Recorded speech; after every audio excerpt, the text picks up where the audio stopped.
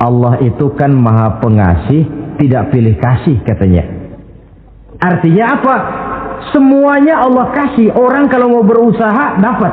Itu logika. Sunnatullah kata kita, hukum alam kata orang. Kalau mau berusaha mesti dapat. Tetapi kasih sayang Allah ini tidak diberikan kepada setiap orang. Kalau pengasihnya berlaku kepada semua orang. Mau kafir, mau beriman, kalau berusaha dapat. Itu Rahman namanya. Tapi Allah tidak cuma Rahman, Allah juga Rahim, maha penyayang. Bedanya apa? Orang yang dikasih itu belum tentu disayang. Tetapi kalau disayang mesti dikasih. Kalau tidak dikasih tentu ada pertimbangan lain untuk kepentingan kita. Misalnya anak kita baru kelas 1 SMP datang, Pak beliin motor buat sekolah. Kita lalu menilai anak ini nggak ada motor saja kadang-kadang jarang sampai ke sekolah, apalagi dibeliin motor, bisa dari rumah berangkat ke sekolah nggak sampai. Tidak dibelikan bukan karena tidak sayang, justru karena sayangnya. Ada pertimbangan lain untuk kepentingan si anak. Tetapi kadang-kadang anak sendiri berpikirnya lain. Bapak katanya sayang, minta dibeliin motor saja tidak dibelikan. Dia menilai orang tuanya tidak sayang. Padahal justru sayangnya lalu tidak dibelikan. Begitulah satu contoh kecil dari keridhaan Allah ini. Jika Allah sudah memberikan ridhonya kepada kita, segala yang kita mau diberikannya. Kalau tidak juga diberikan, tentu ada manfaatnya untuk kemaslahatan kita. Allah Maha Tahu. Assalamualaikum warahmatullahi wabarakatuh. Waalaikumsalam warahmatullahi wabarakatuh. Alhamdulillah. Wassalatu wassalamu ala sayyidina Rasulillah Sayyidina wa maulana Muhammad ibn Abdullah wa ala alihi wa sahbihi wa mawala. La hawla wa la quwwata illa billah, amma ba'du. Bapak-bapak, ibu-ibu, saudara-saudara kaum muslimin rahimakumullah. Rangka memperingati Maulid Nabi besar Muhammad sallallahu alaihi wasallam. Yang penting dari peringatan Maulid ialah membicarakan bagaimana sebenarnya identitas umat Rasulullah sallallahu alaihi wasallam. Sebab apa? Adalah suatu hal yang wajar bahwa seorang pengikut menyesuaikan tingkah laku, gaya hidup dengan orang yang diikutinya. Jangankan di dunia ini, di akhirat nanti identitas ini akan dimintakan pertanggungjawaban jawab dan akan ditanyakan kepada kita. Sekurang-kurangnya menjadi pengikut rombongan orang besar merupakan suatu nikmat. Paling tidak kita bisa numpang mujur.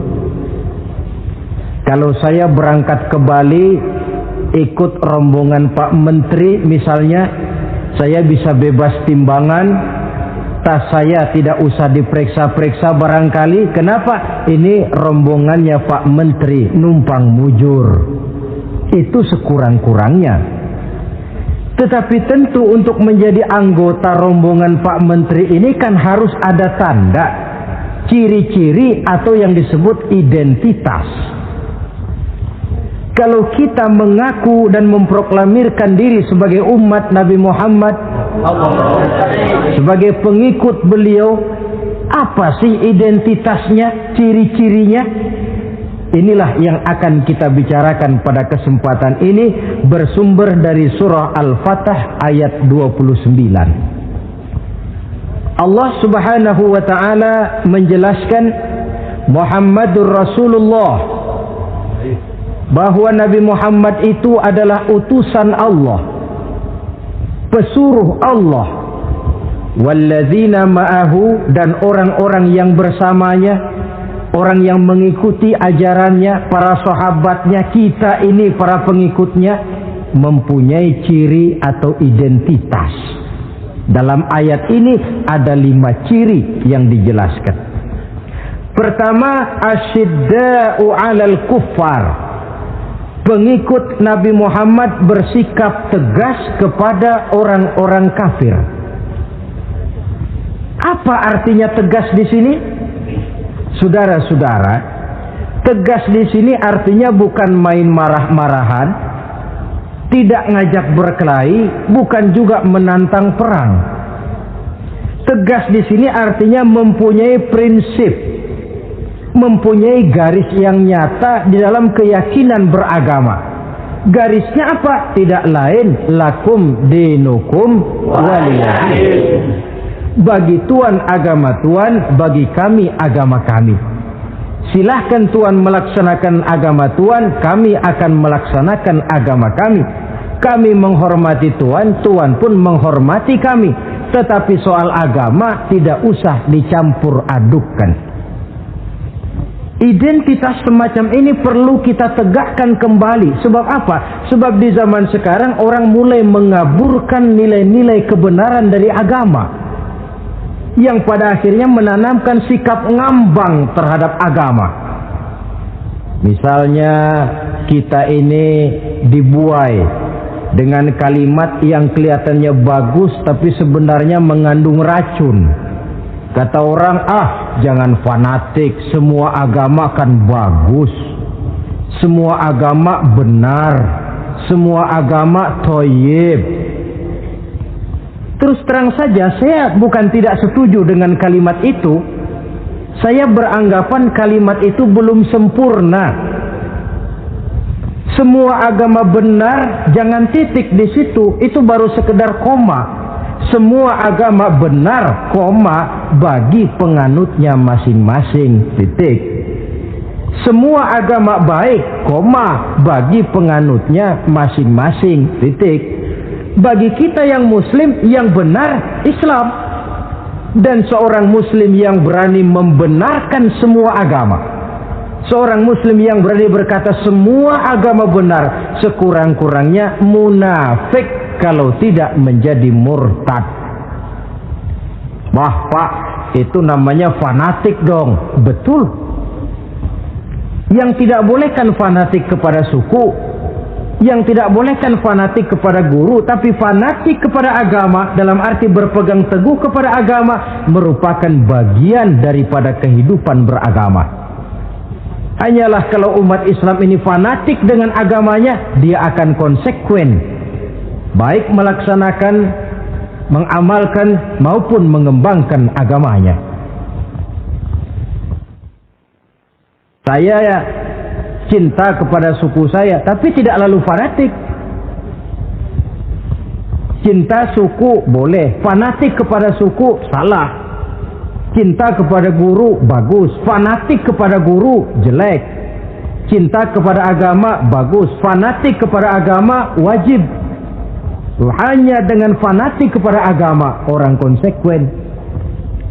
Yang jelek itu kan kalau sudah fanatisme kesukuan. Contoh, misalnya mentang-mentang orang Sunda, lalu ngomong saya ogah dengerin ceramah. Kenapa? Ustaznya bukan orang Sunda sih. Ini nggak bener, emangnya Nabi Muhammad kelahiran Ciamis? Kan tidak.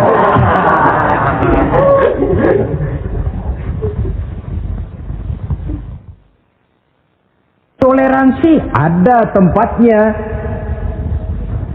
tetapi tidak menyangkut masalah-masalah ritual, tidak menyangkut masalah-masalah ibadah. Soal bikin jalan umum, mari bersama saudara-saudara kita yang lain agama membangun puskesmas, mari bersama-sama menjaga keamanan, mari sama-sama. Tapi kalau sudah menyangkut masalah ibadah, kembali kita kepada prinsip lakum dinukum waliyadin. Bagi Tuhan silahkan melaksanakan agama Tuhan, kami pun akan melaksanakan agama kami. Silahkan menyebarkan agama, tetapi jangan kepada orang yang sudah beragama. Ini batas toleransi. Jangan menyebarkan agama kepada orang yang sudah beragama.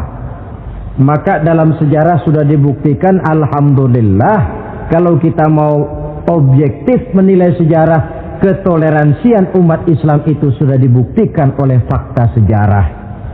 Tetapi tanpa harus mengorbankan nilai-nilai akidah, keyakinan-keyakinan yang harus kita jaga dan kita pertahankan. Taruhlah kita sekarang masih disanggup berkata dan berpendirian semacam itu. Anak kita, keturunan kita, generasi yang akan datang, jikalau ditanamkan rasa ngambang terhadap agama, lambat laun akan makin tipis nilai-nilai religius itu melekat di dalam jiwanya. Dan akibatnya akan rawan kemajuan macam apapun, modernisasi macam apapun, kalau sudah terlepas dari kaitan kehidupan beragama, tidak akan banyak menolong untuk mensejahterakan umat manusia. Asyidda'u 'alal kuffar, bersikap tegas kepada orang-orang kafir. Ini sikap yang pertama, identitas yang pertama. Yang kedua, rohama'u bainahum, kasih sayang kepada sesama mereka. Kalau kepada orang kafir tegasnya bukan main, tapi kembali ke dalam, kembali kepada sesama muslim, kasih sayang setengah mati. Saling asah, saling asih, saling asuh, saling mengalah buat kepentingan yang lain. Ini sudah dicontohkan dalam sejarah ketika Rasulullah dan para sahabat hijrah ke Madinah. Orang Madinah yang menyambut kedatangan orang Mekah itu kan disebut Ansor. Betul apa betul? Lah orang Makkah ini yang hijrah ke Madinah disebut kaum muhajirin. Apa orang Madinah menyambut kedatangan orang Makkah itu mentang-mentang orang asli Madinah lalu tolak pinggang? Kamu kemari pendatang ya, awas jangan bertingkah. Tidak. Masing-masing malah mencari saudara. Karena apa? Persaudaraan dalam Islam diikat dengan akidah. Artinya ini dari manapun orang datang, apapun warna kulitnya, bahasa apapun yang dia pakai, jikalau akidahnya sama, dia saudara kita. Hadirin, terus terang saja ya, banyak orang-orang yang tidak senang kalau melihat umat Islam sampai bersatu. Maka segala macam cara mereka lakukan agar kita jangan bersatu. Terang-terangan menghantam Islam, tidak mungkin orang berani. Kenapa? Saya pikir sebodoh-bodohnya umat Islam, dia masih fanatik sama agamanya. Dia masih sanggup bilang, "Mas, gue emang gak sembayang, tapi agama gue lu hina, gue bacok lu." Itu kan positif, fanatisme agama namanya. Maka orang menghantam Islam itu lalu nggak berani terang-terangan. Caranya belajar dari Van der Plas, belajar dari Snokhorgronya. Mau menghantam Islam, masuk ke tengah-tengah umat Islam. Pakai peci, kalau perlu pakai sorban, pakai sorban. Nggak bisa assalamualaikum, latihan assalamualaikum, hantam Islam dari dalam. Caranya, kalau perlu dibuatkan merek-merek Islam, yang mereknya Islam tapi tujuannya bikin kacau dalam Islam. Muncullah yang namanya Islam ingkar sunnah, muncul yang namanya Islam sejati, Islam, mereknya Islam, tujuannya bikin kacau dalam Islam.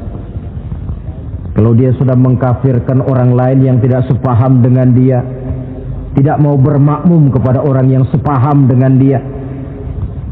Kalau cara ini tidak kena, mereka putar lagu lama. Apa lagu lama itu? Lagu khilafiyah. Lagu lama itu supaya kita sengketa sesama kita, mempersoalkan hal-hal kecil, waktu terbuang, energi habis untuk mempermasalahkan hal yang tak pernah kunjung selesai. Sering kejadian toh di kampung-kampung, yang satu pakai usolli, yang satu tidak, lalu pisah RT. Yang satu azan sekali Jumatan, yang satu 2 kali, lalu bangun masjid lagi.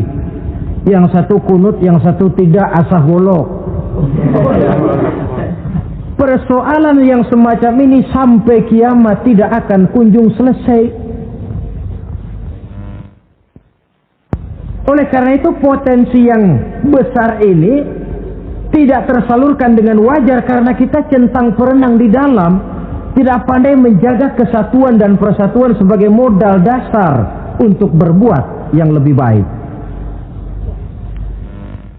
Adalah lebih baik kita ini mencari titik-titik persamaan dan bukan memperbesar pola perbedaan. Ruhama'u bainahum, kasih sayang sesama mereka. Imam Ghazali memberikan contoh kun kal yadain wala takun kal uzunain. Hai umat Islam, hiduplah kamu seperti dua tangan, saling asah, saling asih, saling asuh, saling mengalah buat kepentingan yang lain. Coba lihat dua tangan kita, rukunnya bukan main. Kalau tangan kanan maju ke depan, kata yang kiri, oke, saya mengalah, dia mundur ke belakang. Kiri di depan kata kanan, sekarang giliran saya ngalah, dia mundur ke belakang. Akhirnya kita jalan lenggang. Enak nggak dilihat orang? Coba kalau nggak ada yang mau ngalah, tangan kanan ke depan, kata yang kiri, gue juga bisa, dia ke depan lagi. Depan kayak robot kita jalan. Lalu mekanisme kerjanya, tangan kanan kerjanya bagus-bagus toh. Salaman tangan kanan, tanda tangan tangan kanan, hitung duit tangan kanan, ambil kue tangan kanan. Kiri nggak pernah protes, tahu posisi. Memang tugas saya bidang pembersihan, ya pembersihan saja dilakoni. Artinya apa ini? Yang satu dengan yang lain saling memperkuat walaupun komposisinya berbeda. Dicontohkan dalam perjalanan kehidupan sahabat Nabi. Sahabat Nabi yang paling terkenal itu 4 orang. Sayyidina Abu Bakar, Sayyidina Umar bin Khattab, Sayyidina Utsman bin Affan, Sayyidina Ali bin Abi Thalib. 4 sahabat ini kalau kita lihat komposisinya, keahliannya lain-lain. Coba, ada Sayyidina Abu Bakar, ini sahabat merangkap mertua. Kalau bahasa sekarang, Abu Bakar ini disebut kiai diplomat. Kiai karena beliau orang alim, diplomat karena pandai bersiasat, ahli politik. Kemampuan berpolitiknya digunakan buat kepentingan agama. Sebab siapapun yang berpolitik untuk kepentingan agama, tentu kita doakan. Tetapi siapapun yang jual agama untuk kepentingan politik, kita juga berdoa. Cuma tentu doanya lain dengan yang berpolitik buat agama tadi. Saudara hadirin yang saya hormati, ada Umar bin Khattab. Ini kalau bahasa sekarang disebut imam jenderal ini. Imam tapi jenderal, jenderal tapi imam. Kenapa imam? Karena dia mampu memimpin jamaah di masjid. Kenapa jenderal? Karena dia sanggup memimpin tentara di medan perang. Kegagahannya, keberaniannya, keperkasaannya digunakan membantu perjuangan Rasul. Ada Utsman bin Affan, santri ekonom. Kenapa santri? Karena dia orang kaya. Kenapa ekonom? Karena dia pengusaha bergerak di bidang bisnis. Keuntungan usahanya untuk membantu perjuangan Rasul. Ada Ali bin Abi Thalib, tokoh muda tapi intelek. Masih muda tapi rela mengorbankan nyawa demi keselamatan Rasul di malam hijrahnya. Alangkah nikmatnya umat Islam ini kalau punya kiai diplomat, imam jenderal, santri ekonom, pemuda intelek yang masing-masing bekerja sama menunjang untuk kepentingan agama. Ruhama'u bainahum, kasih sayang di antara sesama mereka. Mobil, kenal mobil nggak? Ya. Mobil itu baru bisa jalan dengan baik kalau seluruh onderdilnya kompak. Kalau yang satu sudah merasa dirinya lebih penting dari yang lain, alamat mobil udah deket mogok. Misalnya yang jadi bensin nyombong, kalau nggak lantaran saya nggak bakalan jalan nih mobil. Bannya denger, sombong. Kata ban, sombong kamu bensin. Apa kamu kira kamu saja yang penting? Saya tersinggung, kata ban, lalu kempes. Kira-kira kalau ban kempes jalan nggak mobil? Begitulah umat ini. Kayak satu bangunan, ada yang jadi jendela, pintu, tiang, genteng dan sebagainya. Tetapi satu sama lain hendaknya saling memperkuat. Kalau tidak, kita ini pernah diramalkan oleh Nabi, yushiku an tada'a alaikumul umam kama tada'al akalatu ala qas'atiha. Satu saat akan datang di tengah-tengah kamu di mana keadaanmu waktu itu seperti makanan di meja makan. Coba bayangkan, menurut Rasul satu saat kondisi umat Islam akan seperti makanan di atas meja. Yang barat mau makan, yang timur mau santap, yang selatan mau ganyang, yang utara mau injak-injak. Satu saat kondisi umat Islam akan seperti itu. Heran sahabat, ya Rasulullah, kok kita bisa dikepung begitu rupa? Iya. Apa pada waktu itu jumlah kami sedikit ya Rasulullah? Tidak, kata Rasul. Bal antum yauma idzin katsir. Jumlahmu pada waktu itu banyak, besar, kamu mayoritas. Cuma sayang, kata Nabi, walakinnakum ghusaa'un ka ghusaa'is sail. Tetapi keadaanmu waktu itu seperti busa di lautan. Banyak tapi centang perenang. Banyak tapi tidak punya daya dan kekuatan. Dipermainkan gelombang lautan, dihempaskan ke tepian pantai tanpa punya makna dan arti. Mayoritas tapi nasibnya ironi. Lantaran apa ini? Kita tidak pandai menjaga kesatuan dan persatuan. Prinsip ruhama'u bainahum, kasih sayang di antara sesama mereka, belum bisa kita wujudkan. Oleh karena itu, hadirin yang saya hormati, identitas yang kedua ini mari kita tegakkan, menggalang kesatuan dan persatuan untuk kejayaan agama yang kita cintai. Soal posisi silahkan berbeda, soal profesi silahkan berbeda, tetapi hendaknya perbedaan ini tidak menyebabkan persimpangan tujuan. Satu sama lain saling memperkuat. Identitas yang kedua, bahwa kita sudah diikat dengan akidah, tidak oleh ras, warna kulit, suku, bahasa, oleh akidah. Satu kali orang sudah syahadat, dia adalah saudara kita. Sudah lewat masanya di mana kita umat Islam ini dikotak-kotakan, dan sudah datang waktunya di mana kita bersatu, saling menunjang, saling membantu, sehingga dengan demikian terwujudlah satu masyarakat yang diikat dengan nilai-nilai akidah. Ini yang kedua, kasih sayang kepada sesama muslim. Satu badan itu kalau yang satu sakit, yang lain kan akan ikut merasa sakit. Saudara jalan tengah malam, ibu jari tersandung batu, meletak. Begitu ibu jari tersandung batu, kontan, darah keluar, mulut bilang aduh, kepala ikut pusing, nggak pakai diundang. Solidaritas sosial yang terjadi secara reflektif. Tidak ada ibu jari tersandung mulutnya malah ngomel, rasain lo. Masa nyumpain badan sendiri, kan tidak mungkin. Tapi ini yang terjadi, kita lihat. Akibat apa?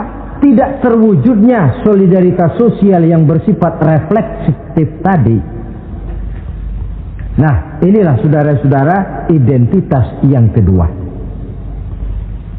Yang ketiga sekarang, pengikut Nabi Muhammad sallallahu alaihi wasallam itu cirinya yang ketiga, tarahum rukka'an sujjada.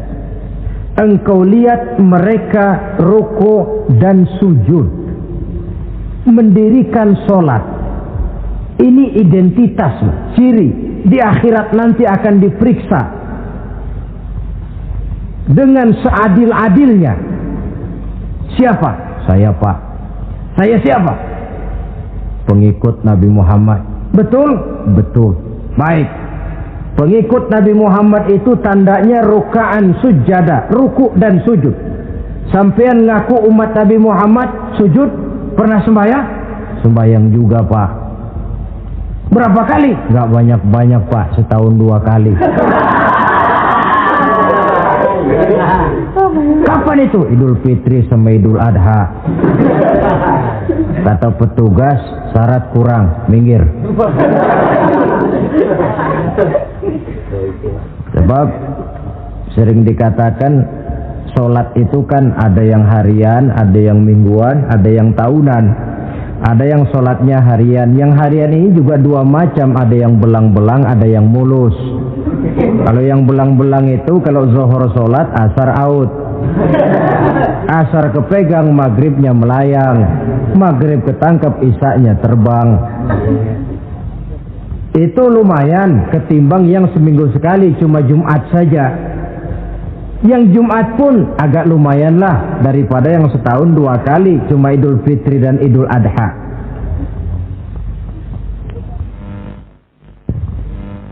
Tetapi bagaimanapun juga sholat ini memang merupakan keperluan dalam kehidupan kita. Ciri identitas yang memperkaya kepribadian. Pengikut Nabi orangnya ruku dan sujud. Sehingga di zaman sahabat tadi kondisi mereka digambarkan kalau siang seperti kuda perang, tetapi kalau malam seperti pendeta. Maksudnya apa? Di medan perang mereka gagah, tapi kalau sudah ruku dan sujud bukan main khusyuknya. Ruku dan sujud. Dengan kata lain, ciri pengikut Nabi Muhammad orangnya mendirikan sholat. Nah, masalahnya sekarang apa perlunya sholat dalam kehidupan kita? Yang jelas dia untuk menggembirakan Allah kok. Se-ASEAN orang tidak ada yang sholat, Allah tidak akan berhenti jadi Tuhan. Manfaatnya akan kembali kepada kehidupan. Nah, apa perlunya sholat dalam kehidupan kita? Ada beberapa hal yang bisa kita angkat ke permukaan tentang perlunya sholat ini. Jadi sholat itu perlunya kita. Sehingga suatu saat nanti kita tidak lagi berkata saya wajib sholat, tapi kita akan berkata saya perlu sholat.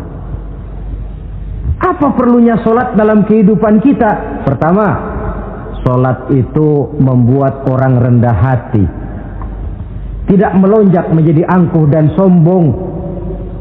Yang kedua, sholat itu membuat orang tahu diri.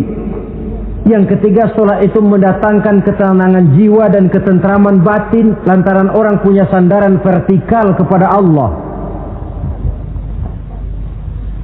Sehingga agama menekankan benar ini bukan cuma untuk kita, tapi juga anak kita, keturunan kita. Sehingga Nabi mengajarkan, ajari didik anak-anakmu sholat pada umur 7 tahun.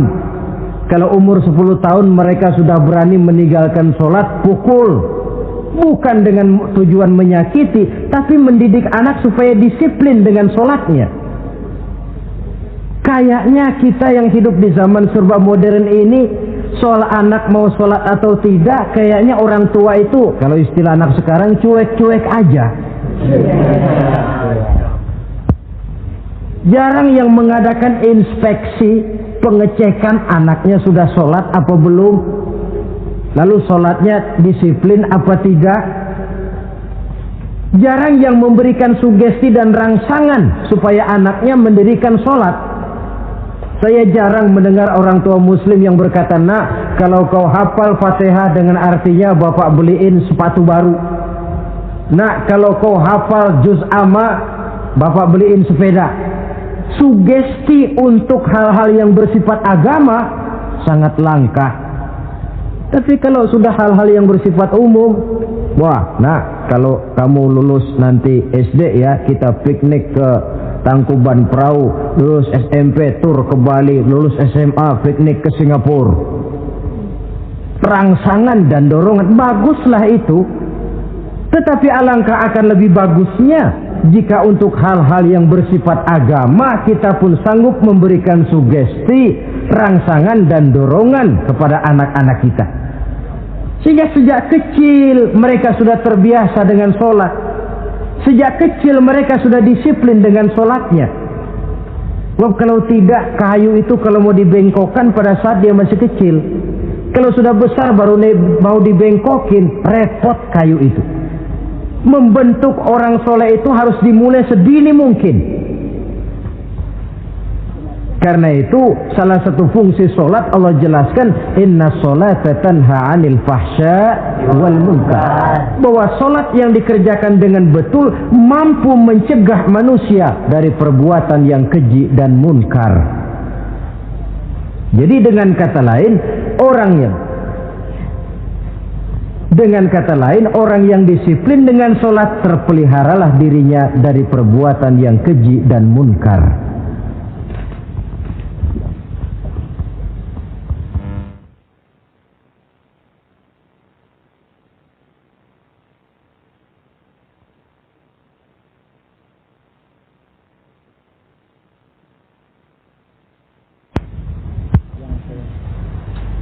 Hadirin yang saya hormati, suatu kenyataan barangkali yang memang tidak bisa kita pungkiri, bahwa kemajuan ilmu pengetahuan dan teknologi sekarang ini makin mengagumkan. Dunia seolah-olah telah dirombak oleh manusia dari sebuah daerah kosong menjadi gedung-gedung pencakar langit yang tinggi. Orang sudah bertandang ke bulan, dan dalam beberapa tahun mendatang boleh jadi akan bertandang pula ke planet-planet lainnya. Kekurangan air minum bisa diatasi dengan penyulingan air laut. Kekurangan areal pertanian bisa diatasi dengan merombak gurun pasir yang gersang dan tandus menjadi sawah ladang yang menghasilkan kebutuhan hidup manusia. Tapi seiring dengan itu menjadi pertanyaan, makin sejahterakah umat manusia? Tercapaikah kebahagiaan? Pada sisi lain kita melihat kemajuan itu melahirkan hal-hal yang tidak kita harapkan. Apa yang kita sebut dengan penyakit dunia modern, yang rupanya makin banyak dokter, makin banyak juga penyakit, makin banyak rumah sakit, makin aneh nama penyakit. Pola yang paling berbahaya ialah jikalau kemajuan itu menyebabkan manusia sampai mendewa-dewakan ilmu dan teknologi.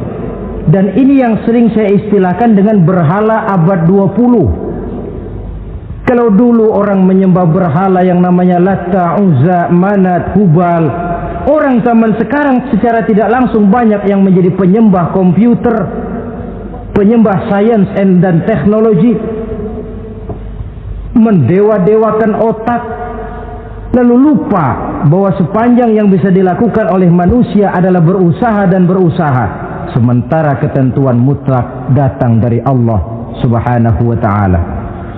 Disinilah perlunya ruku dan sujud, agar manusia tahu benar hakikat dari mana dia datang, di mana dia sekarang, mau apa dia di sini, dan kemana dia akan pulang. Oleh karena itu, pada kesempatan ini saya mengajak, marilah identitas ini kita tegakkan dalam diri kita, menjadi pengikut yang ruku dan sujud di hadapan Allah. Sebab di sana terdapat sumber kekuatan, baik dia kekuatan batin, kekuatan jiwa, kekuatan dalam semangat perjuangan, kekuatan dalam menegakkan yang ma'ruf dan menghancurkan yang munkar. Sandaran kita kepada Allah. Saudara mungkin masih ingat ketika Rasulullah dan Abu Bakar hijrah, mereka berdua tidak langsung ke Madinah tapi berada di Gua Sur 3 malam 2 hari lamanya. Orang kafir Quraisy yang mengejar sampai juga di mulut gua itu. Andai kata mereka menengok saja ke bawah, sudah kelihatan Nabi dan Abu Bakar, tapi mereka tidak menoleh. Nabi dengan mantap berkata kepada Abu Bakar, la takhaf wa la tahzan ya Abu Bakar, innallaha ma'ana. Abu Bakar, kau tidak usah takut, tidak usah sedih, Allah bersama kita. Ucapan ini mantap kalau diucapkan oleh orang yang ruk'an sujada, benar-benar sujud kepada Allah, mempunyai backing yang tidak kepalang tanggung, yang serba maha. Ya itu kalau memang saudara perlu cari backing, jangan kolonel tanggung. jangan brigjen, tanggung, carilah backing yang serba maha gagah, maha kaya, maha tahu, maha segala-galanya. Berbackinglah kepada Allah saja dengan jalan ruk'an sujada, rukuk dan sujud dalam kehidupan ini. Ini identitas yang ketiga. Yang keempat sekarang, pengikut Nabi itu apa tandanya? Yabtaghuna fadlan minallah wa ridwana. Mereka selalu mencari karunia dan keridhaan Allah. Karunia dan keridhaan. Jadi tidak hanya mencari sekedar karunia, tetapi juga mencari ridho. Oleh karena itu seorang pengikut Rasul, di dalam dia berdagang misalnya, dibatasi oleh pertanyaan, cara saya ini Allah ridho apa tidak? Dia cari rezeki, dibatasi oleh pertanyaan, Allah ridho apa tidak? Dia menginginkan jabatan yang tinggi, tapi tetap dalam kerangka pertanyaan, kalau cara ini Allah ridho apa tidak? Sehingga tidak lantas menghalalkan cara apapun halal asal tujuan tercapai, itu kan caranya PKI. Asal tujuan tercapai cara apa saja halal. Seorang muslim pengikut baginda Nabi tidak diajarkan semacam itu. Kenapa perlu mencari keridhaan Allah, karunia yang Allah ridho? Karena apapun yang kita pakai, apapun yang kita makan terutama, jikalau bersumber dari sesuatu yang Allah tidak ridho, katakan yang haram misalnya, akan mempengaruhi gaya dan gerak hidup kita. Contoh, kata Imam Ghazali, kalau engkau terlalu senang memakan makanan yang haram, dia akan mempengaruhi caramu berpikir sehingga kau akan cenderung berpikir yang haram. Mencari karunia yang Allah ridho, dan hidup itu kalau sudah mendapat ridho Allah, sudah satu kenikmatan yang tidak bisa dibeli dengan nilai materi yang bagaimanapun banyaknya. Karena itu biarlah kita orang mukmin ini di dunia hidup kaya asal Allah ridho saja, gak apa-apa. Biar rumah kita gedung, punya mobil bagus, uang banyak, kalau Allah ridho enak. Daripada sudah melarat tinggal di pinggir kali, rumahnya gubuk, Allah marah lagi. Kapan mau senang orang macam begitu? Jadi biarlah kita ini bahagia di dunia, asal di akhirat masuk surga, nggak apa-apa. Mencapai kebahagiaan di dunia dan di akhirat. Cari karunia Allah sebanyak-banyaknya, karena memang bumi dan segala fasilitasnya diperuntukkan bagi manusia, dan karunia Allah itu ada dimanapun kita pergi. Dahulu ketika turun perintah hijrah, sebagian sahabat berpikir-pikir, kalau saya hijrah ke Madinah, di Madinah mau makan apa saya? Ini Mekah kan jelek-jelek, kampung sendiri. Umpama kepepet ngutang-ngutang dikit orang masih percaya lah, kalau ke Madinah ngutang sama siapa? Takut dia kalau hijrah ke Madinah tidak dapat makan. Allah memberikan jaminan, qul li'ibadiyalladzina amanu inna ardi wasi'ah fa iyaya fa'budu. Katakan kepada mereka Muhammad, hai hamba-hambaku yang beriman, bumiku ini luas. Di Mekah kau makan, hijrah ke Madinah juga kau akan makan. Apalagi hijrahmu karena membela agama. Jangan karena membela agama kau takut kelaparan. Artinya apa? Karunia Allah itu ada dimanapun. Kalau kita mau berusaha, tetapi jangan lupa usaha itu harus yang Allah ridho. Kalau sekedar hasil usaha cara apapun boleh, ya dapat, tetapi tanpa ridho semuanya tidak akan membawa ketenangan, ketentraman dan kebahagiaan. Allah itu kan maha pengasih, tidak pilih kasih katanya. Artinya apa? Semuanya Allah kasih. Orang kalau mau berusaha dapat, itu logika, sunnatullah kata kita, hukum alam kata orang. Kalau mau berusaha mesti dapat. Tetapi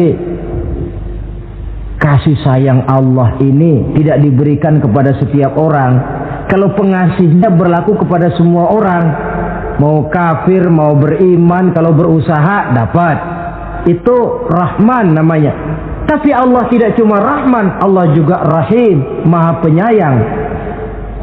Bedanya apa? Orang yang dikasih itu belum tentu disayang. Tetapi kalau disayang mesti dikasih. Kalau tidak dikasih tentu ada pertimbangan lain untuk kepentingan kita.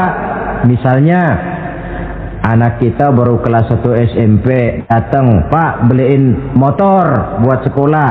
Kita lalu menilai anak ini nggak ada motor saja kadang-kadang jarang sampai ke sekolah, apalagi dibeliin motor, bisa dari rumah berangkat ke sekolah nggak sampai. Tidak dibelikan bukan karena tidak sayang, justru karena sayangnya ada pertimbangan lain untuk kepentingan si anak. Tetapi kadang-kadang anak sendiri berpikirnya lain. Bapak katanya sayang, minta dibeliin motor saja tidak dibelikan. Dia menilai orang tuanya tidak sayang, padahal justru sayangnya lalu tidak dibelikan. Begitulah satu contoh kecil dari keridhaan Allah ini. Jika Allah sudah memberikan ridhonya kepada kita, segala yang kita mau diberikannya. Kalau tidak juga diberikan, tentu ada manfaatnya untuk kemaslahatan kita. Allah Maha tahu. Misalnya orang mengeluh, saya akan sembahyang rajin, ngapa rezeki seret bener sih? Apa saya berhenti lagi sholat? Allah lebih tahu maslahatnya. Barangkali potongan kayak kita ini kalau diberikan rezeki banyak sedikit lalu berhenti ke masjid. Rezeki lu segini aja dah, lu jadi rajin ke masjid. Ada manfaatnya buat kepentingan kita. Mencari karunia yang Allah ridho. Dalam alam yang terbentang luas ini karunia Allah terhampar luas. Tinggal kita mencari, dan untuk mencari itu diperlukan keahlian. Keahlian hanya timbul karena pendidikan. Makin ke depan persaingan hidup makin tajam tanpa membekali diri. Terutama generasi kita yang akan datang, anak-anak kita. Boleh jadi mereka akan tersudut ke pojok-pojok kehidupan untuk kemudian lebih banyak jadi penonton daripada sekedar pemain. Dan kerugian akan kembali kepada kita. Karena itu cari karunia Allah sebanyak-banyaknya, tapi dengan garis bawah yang Allah ridho. Sekali lagi, carilah karunia Allah sebanyak-banyaknya dalam kehidupan ini, tetapi dengan menggarisbawahi yang Allah ridho. Inilah identitas yang keempat. Yang kelima sekarang, identitas yang terakhir, simahum fi wujuhihim min atharis sujud. Di muka mereka ada tanda bekas sujud. Ini pengikut Rasulullah sallallahu alaihi wasallam. Bekas sujud, iya. Apa bekas sujud itu? Apa jidatnya hitam kebanyakan sujud? Mungkin. Karena rajin sujud lalu berbekas. Boleh jadi, tapi soal hitam di jidat sih gampang digosok-gosok. Yang terpenting asarus sujud di sini dalam bentuk sikap mental. Apa sikap mental yang saya maksud? Orang yang rajin sujud itu lalu membekas dalam kehidupannya pengaruh sujud. Apa pengaruh sujud? Karena rajin sujud timbul ikhlasnya. Kalau sudah berbuat, yang penting itu Allah. Orang lain mau tahu atau tidak, orang lain mau puji atau tidak, yang penting Allah. Sebab kalau sudah dia usolli fardal maghribi Allahu Akbar, dia tinggalkan dunia dan seluruh isinya. Naik dia menghadap Allah. Selamat tinggal sebentar dunia, nanti saya balik lagi. Yang ada cuma dia dan Allah dalam dialog langsung. Timbul keikhlasan, terjemahannya dalam kehidupan. Berbuat tanpa pamrih, tidak suka menepuk jasa dan menghitung jasa. Sebab biasa orang itu kalau sedang perang tidak sempat ngaku jadi pahlawan, tapi kalau perang sudah selesai nggak kenal bedil ngaku pahlawan. Kalau perang sedang berkecamuk, jarang yang mengaku pahlawan. Kalau sudah perang selesai, masing-masing nepuk dada. Seorang yang ikhlas, seorang yang berbuat tanpa pamrih, dan ini pengaruh sujud dalam kehidupan. Lalu apalagi timbul jujurnya. Kenapa?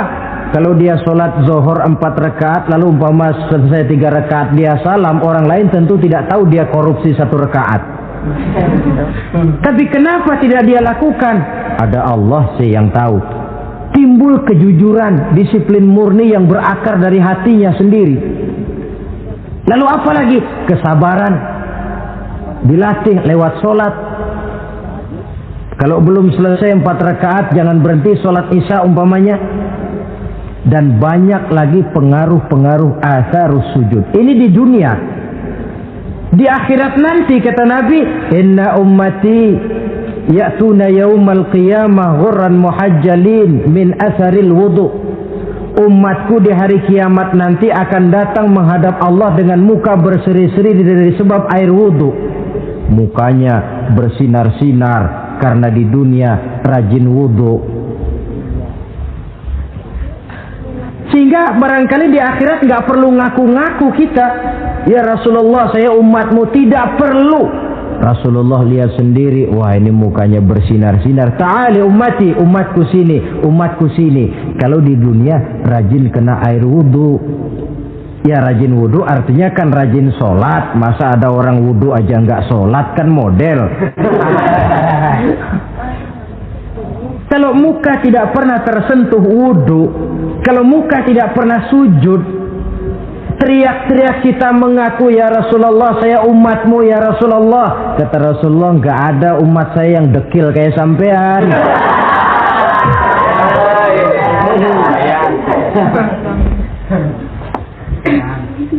Itulah sebabnya pada kesempatan ini saya mengajak mari membiasakan diri berwudu.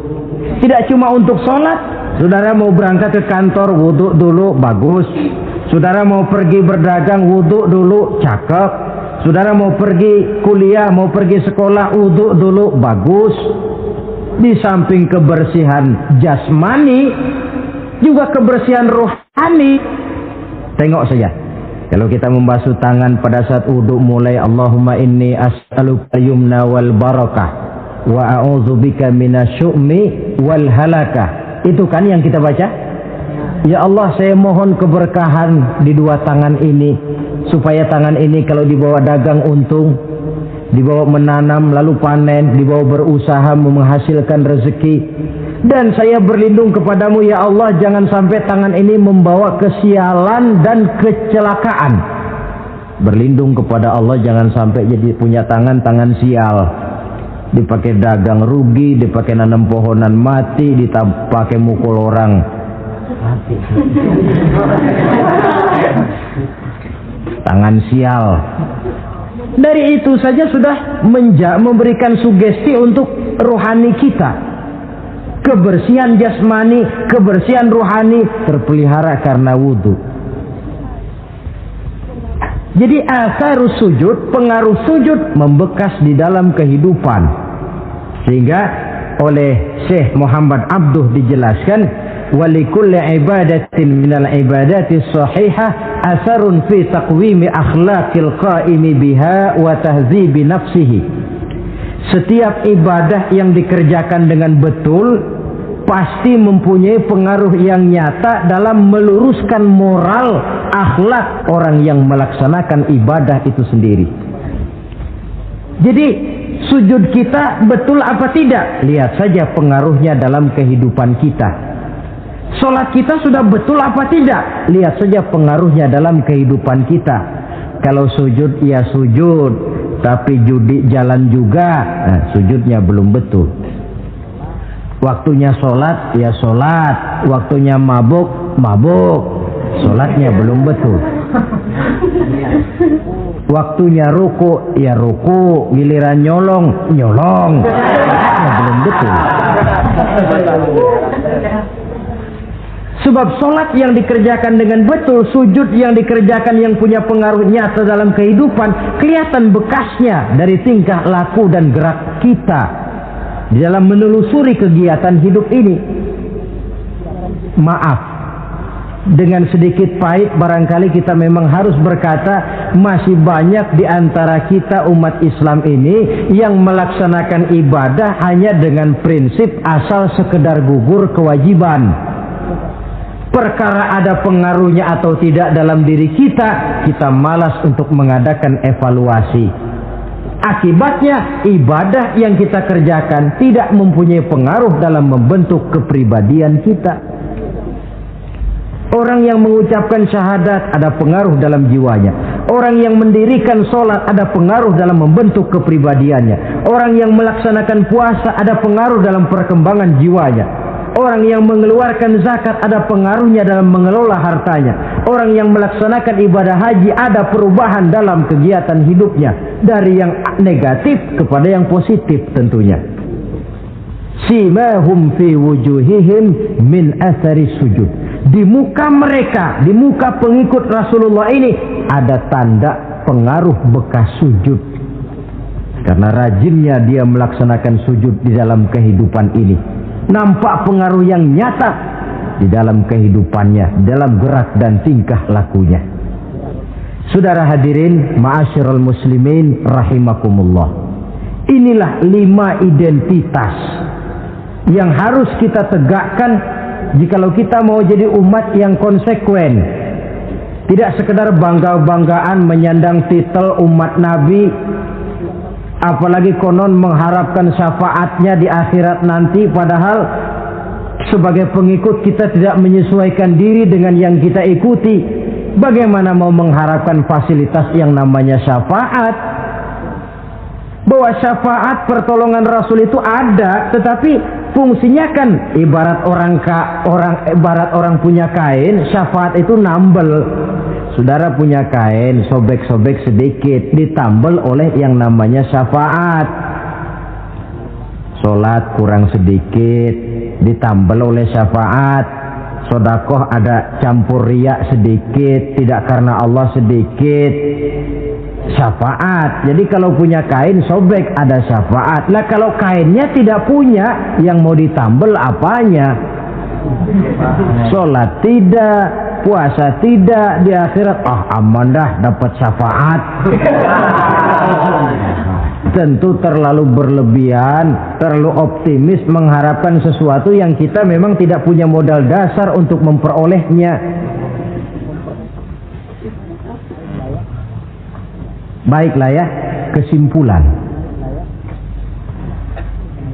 Pertama, sebagai pengikut kita harus menyesuaikan diri dengan yang kita ikuti. Identitas. Suatu umat hanya akan berwibawa, hanya akan dihitung dan dipandang orang kalau dia tegak dengan identitasnya. Kalau macan sudah kehilangan sifat galaknya, orang tidak takut lagi kepada macan. Dan kalau kambing sudah kehilangan sifat jinaknya, banyak orang takut miara kambing. Kalau umat Islam sudah kehilangan identitasnya, dia akan menjadi umat yang kehilangan wibawa dan tidak pernah ditakuti oleh musuh-musuhnya. Seenaknya saja orang mengacak-acak kehidupan kita sebagai umat kalau tidak punya identitas. Yang kedua, kesimpulan yang kedua, identitas itu bisa kita ringkaskan. Pertama, tegak dengan keyakinan inna dina indallahil Islam. Menumbuhkan fanatisme agama dalam arti berpegang teguh kepada agama. Menempatkan toleransi pada tempatnya yang wajar. Tidak mencampur adukan semua agama. Tegas di dalam mempertahankan akidah. Kemudian yang ketiga, perlu menegakkan solidaritas sosial yang bersifat reflektif untuk menegakkan wibawa kita sebagai umat, supaya potensi dari umat yang mayoritas ini dimanfaatkan oleh umat itu sendiri. Kalau tidak, kita cuma akan menang jumlah saja, menang bilangan, kuantitas yang tanpa kualitas. Dan kalau ini yang terjadi, nasib kita akan seperti buih di lautan. Banyak, tapi kata orang kampung cuma menang groyokan. Tidak punya daya dan kekuatan, dicampakkan orang ke kiri dan ke kanan, hanyut oleh arus. Bukan menciptakan arus, tapi malah hanyut oleh arus. Bukan menciptakan model, tapi malah mengikuti model. Bukan menciptakan irama tersendiri, malah diatur oleh irama orang lain. Ini yang menyebabkan ironi. Tegaklah dengan kesatuan dan persatuan, dengan lebih memperbanyak mencari titik-titik persamaan dan bukan memperbesar titik-titik perbedaan. Yang keempat, rukuk dan sujud sebagai sandaran vertikal kepada Allah. Selama kita umat ini masih rajin rukuk dan sujud, selama itu pula nilai optimisme masih ada dalam jiwa dan diri kita. Ya Allah, persilahkan orang memperlakukan kami sesuka hatinya, tapi kami yakin ya Allah, Engkau tidak akan mendiamkan. Satu saat pertolonganmu mesti datang. Itu akan mantap kita ucapkan kalau kita melaksanakan rukuk dan sujud. Tertimpa tangga, jatuhnya sakit, ketipa tangga lagi, musibah yang beruntun. Rukuk dan sujud sebagai sandaran vertikal. Yang kelima, karunia Allah dan keredoan Allah jangan dipisah. Cari karunia sebanyak-banyaknya, tetapi dalam batas-batas yang diridhoi Allah. Sebab kalau tidak, karunia itu akan makin membuat kita jauh dari Allah. Ilmu karunia itu. Tapi kalau tidak diridhoi Allah, Nabi ingatkan, man izdada ilman wa lam yazdad huda, lam yazdad minallahi illa bu'da. Orang yang bertambah ilmu tapi tidak bertambah hidayah, dia hanya akan semakin jauh dari Allah. Jauh dari Allah menimbulkan kegersangan dalam jiwa, kepanasan dalam hati, sehingga jauhlah kita dari ketenangan hidup. Karunia yang Allah ridho, dan Islam melarang umatnya untuk berpangku tangan menunggu keajaiban dari langit. Berusaha, berikhtiar, berdoa, lalu bertawakal kepadanya. Yang terakhir, hendaknya ibadah yang kita kerjakan dievaluir, ditinjau kembali apa pengaruhnya dalam kehidupan kita. Sebab setelah selesai melaksanakan suatu ibadah, hendaknya nilai ajaran yang terkandung dalam ibadah itu bisa kita terjemahkan dalam kehidupan kita. Sehingga gerak kita dalam sholat dengan tingkah laku kita di luar sholat ada kesinambungan. Gerak kita di dalam bulan Ramadan dengan tingkah laku kita di luar Ramadan ada kesinambungan. Namanya ibadah yang kita kerjakan ada pengaruhnya dalam memperbaiki kehidupan kita. Dengan satu prinsip, ibadah itu kita kerjakan adalah kemanfaatannya kembali kepada kehidupan kita. Saudara hadirin yang saya hormati, inilah pembicaraan kita pada pertemuan kita kali ini. Dengan harapan tentunya dalam memperingati Maulid kita tidak hanya sekedar melakukan satu tradisi, tidak hanya sekedar hura-hura, tidak hanya sekedar ikut-ikutan. Sebab bagaimanapun peringatan semacam ini bukan tujuan. Ini cuma sekedar alat. Kalau peringatannya yang jadi tujuan, selesai memperingati, selesai sudah. Kayak saudara tujuannya mau ke Bogor. Kira-kira kalau sudah sampai Bogor pulang lagi enggak? Pulang. Kenapa? Tujuan sudah tercapai. Tujuannya cuma memperingati Maulid. Sudah selesai. Ya sudah selesai segala-galanya. Yang tidak sholat kembali tidak sholat, yang teler kembali teler. Pokoknya kan udah Maulid. Itu kalau dijadikan tujuan. Maulid sekali lagi bukan tujuan, cuma sekedar alat. Tujuan kita diantaranya mencari identitas, menyesuaikan diri sebagai seorang pengikut dengan Rasulullah yang kita ikuti itu. Inilah pembicaraan kita kali ini. mudah-mudahan 5 identitas ini Allah berikan kekuatan untuk bisa kita tegakkan dalam diri kita masing-masing. Kita menyaksikan peristiwa-peristiwa yang memilukan dan memalukan. PHK terjadi di mana-mana. Pengangguran meningkat, harga-harga membumbung tinggi, daya beli rakyat semakin lemah. Sementara di bidang politik, kejadian-kejadian memberikan indikasi bahwa persatuan dan kesatuan kita sebagai bangsa dewasa ini tengah berada dalam ujian yang berat.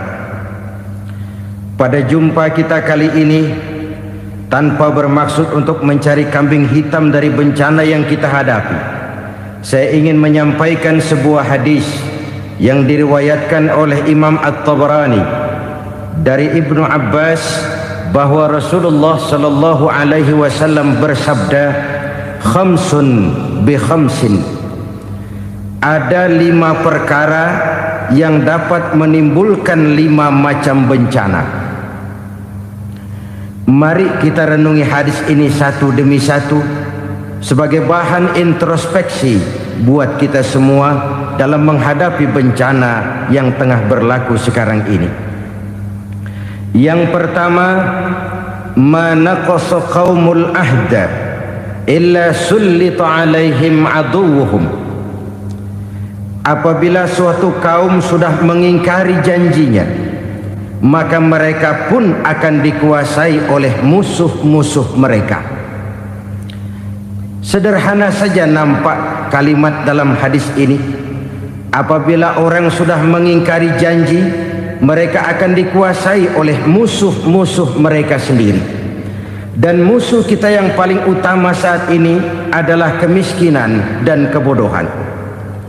Kenapa itu terjadi? Karena kita mengingkari janji kita sendiri. Di saat awal-awal berdirinya Orde Baru, kita pernah berjanji untuk melaksanakan Pancasila dan Undang-Undang Dasar 45 secara murni dan konsekuen. Kita berjanji bahwa kita akan menegakkan pemerintah yang bersih dan berwibawa. Itu semua pada permulaannya. Waktu demi waktu berjalan, kita lupa dengan janji yang kita ucapkan itu.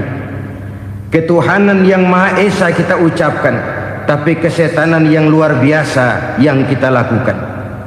Kemanusiaan yang adil dan beradab yang kita dengungkan, tetapi kemanusiaan zalim dan biadab yang kita praktekkan. Sederhana saja saudara, hampir setiap pejabat pada posisi-posisi kunci, di awal-awal ia memangku jabatan itu, biasanya ia mengucapkan sumpah dengan lafaz demi Allah, bahwa dalam melaksanakan jabatan ini saya tidak akan menerima hadiah atau pemberian dalam bentuk apapun. Itu pada permulaannya. Lama-lama rupanya hadiah itu asik juga, mulai diterima. Lama-lama dirasa kurang, mulai menagih. Dan akhirnya terjadilah praktek yang disebut suap menyuap, semir menyemir, dan lain sebagainya. Kalau ini sudah menjadi kenyataan, bagaimana kita mau menegakkan pemerintah yang bersih dan berwibawa? Undang-Undang Dasar 45 menyatakan bahwa bumi, air, dan seluruh kekayaan negara dikelola oleh negara bagi sebesar-besar kemakmuran rakyat. Yang terjadi adalah bahwa kita merasa mewakili rakyat untuk menikmati harta dan kekayaan negara, sehingga rakyat banyak tidak bisa ikut menikmatinya. Menumpuklah harta itu sehingga terjadilah pepatah, gunung ditimbun, sumur digali. Yang kaya semakin kaya, yang miskin semakin terpuruk. Kita ingkar dengan janji yang kita ucapkan di awal-awal kita bergerak. Kita ingkar dengan janji pada saat kita mengatakannya dengan menyebut nama Allah, dengan mempertaruhkan nama Tuhan. Sehingga pada akhirnya jabatan pun mengalami tender. Sudah menjadi rahasia umum. Orang mau jadi lurah mesti mengeluarkan uang. Mau jadi camat mesti mengeluarkan uang. Mau jadi wali kota, bupati, bahkan gubernur, itu ada pasarannya. Secara logika, Kalau orang memperoleh satu jabatan karena banyak mengeluarkan uang, tentu pada saat ia mengeluarkan uang, ia sudah punya pemikiran, modal pasti pulang, modal pasti kembali.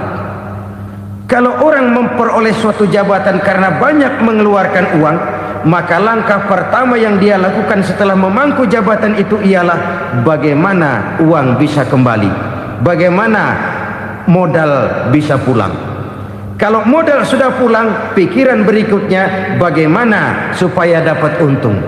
Lalu kapan mau bekerja untuk kepentingan rakyat? Itu nomor 18. Kemudian kalau ada proyek-proyek besar, pertanyaannya ialah bukan apakah proyek ini bermanfaat bagi rakyat, apakah proyek ini layak untuk diteruskan, tetapi yang jadi pertanyaan paling utama ialah bagian saya berapa duit dari proyek ini.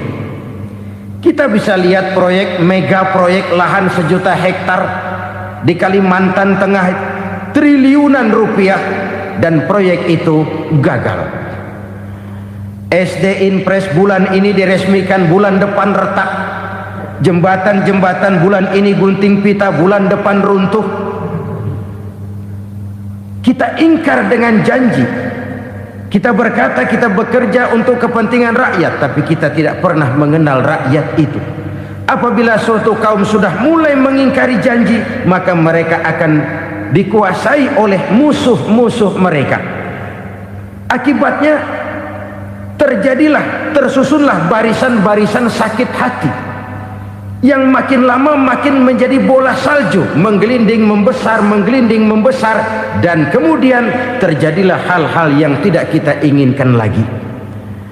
Apabila suatu kaum sudah mengingkari janji, maka mereka akan dikuasai oleh musuh-musuh mereka. Ini penyebab bencana yang pertama. Kita tidak konsekuen. Tadinya kita dengan lantang teriak-teriak berantas korupsi, ganyang korupsi.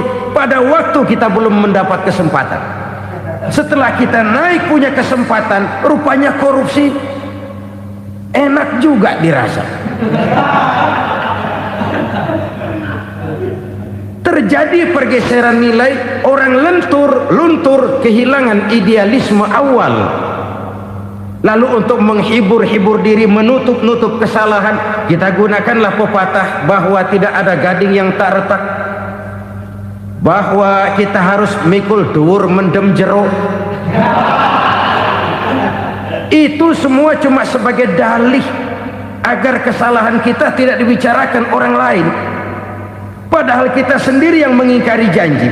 Kita yang keluar dari komitmen awal kita. Kita berjanji melaksanakan Pancasila dan Undang-Undang Dasar 45 dengan murni dan konsekuen.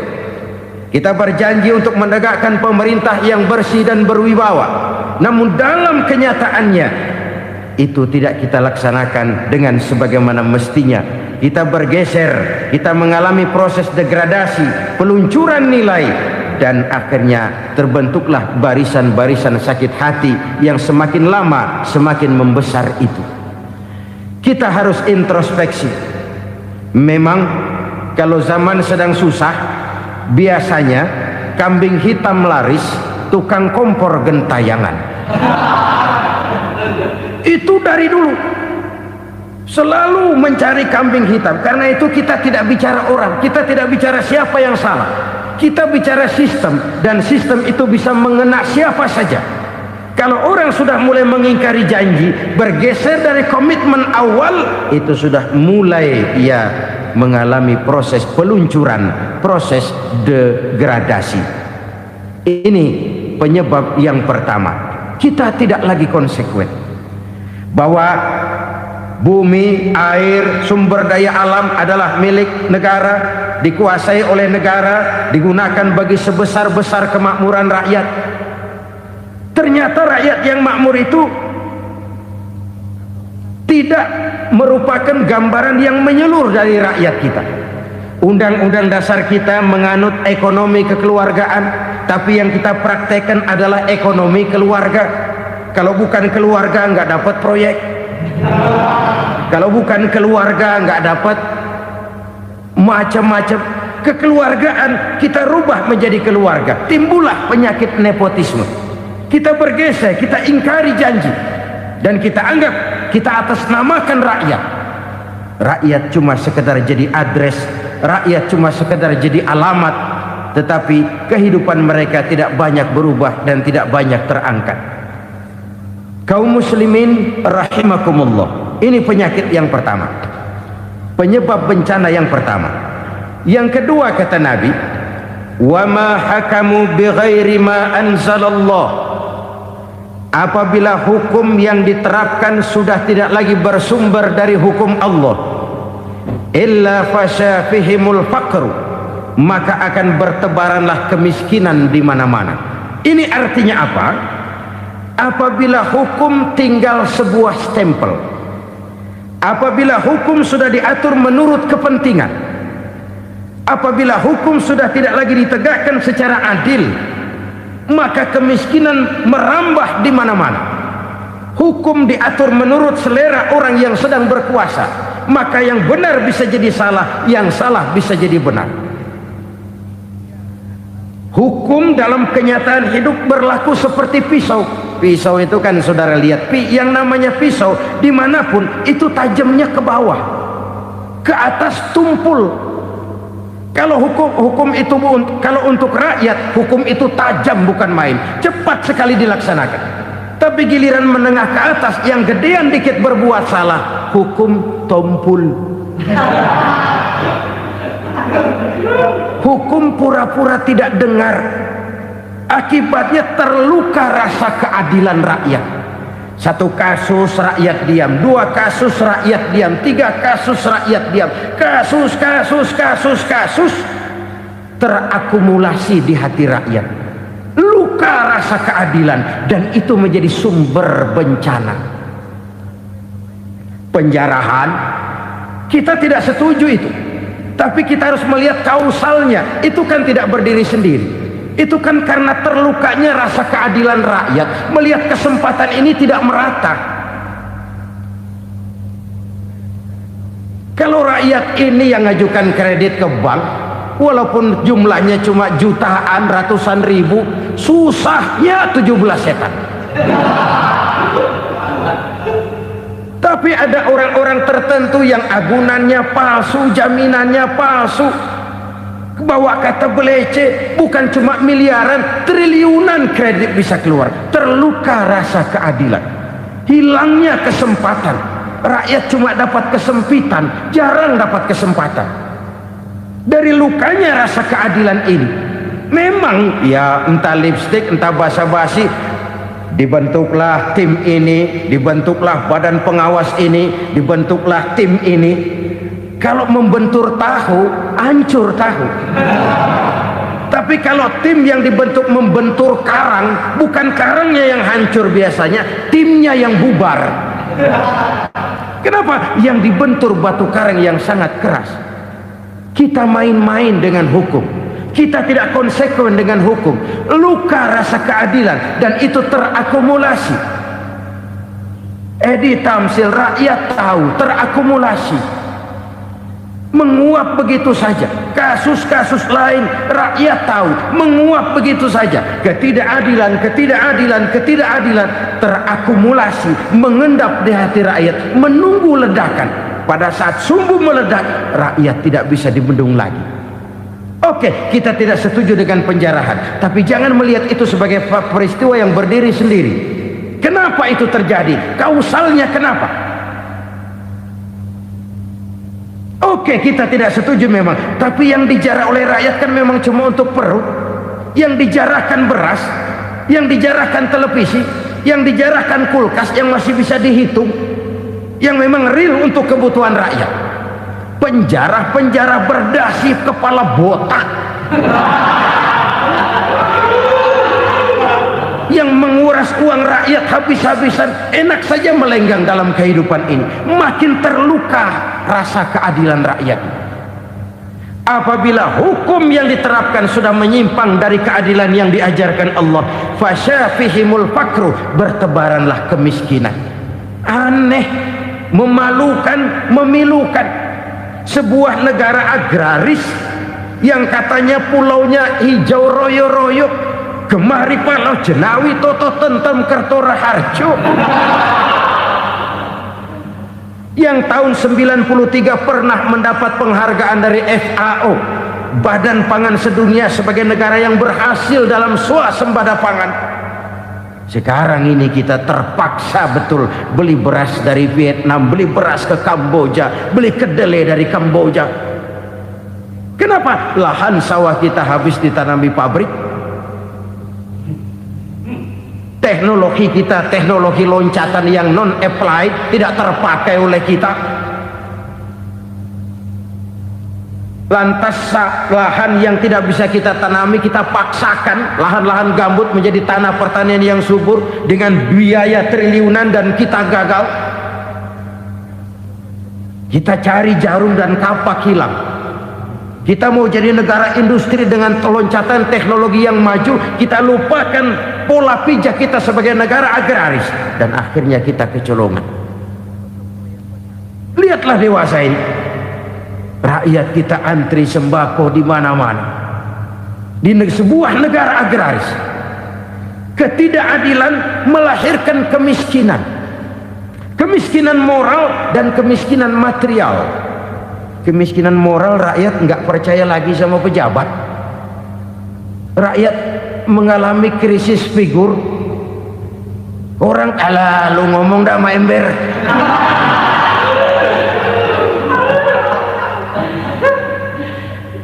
Penataran yang menghabiskan biaya miliaran itu melahirkan pejabat-pejabat korup.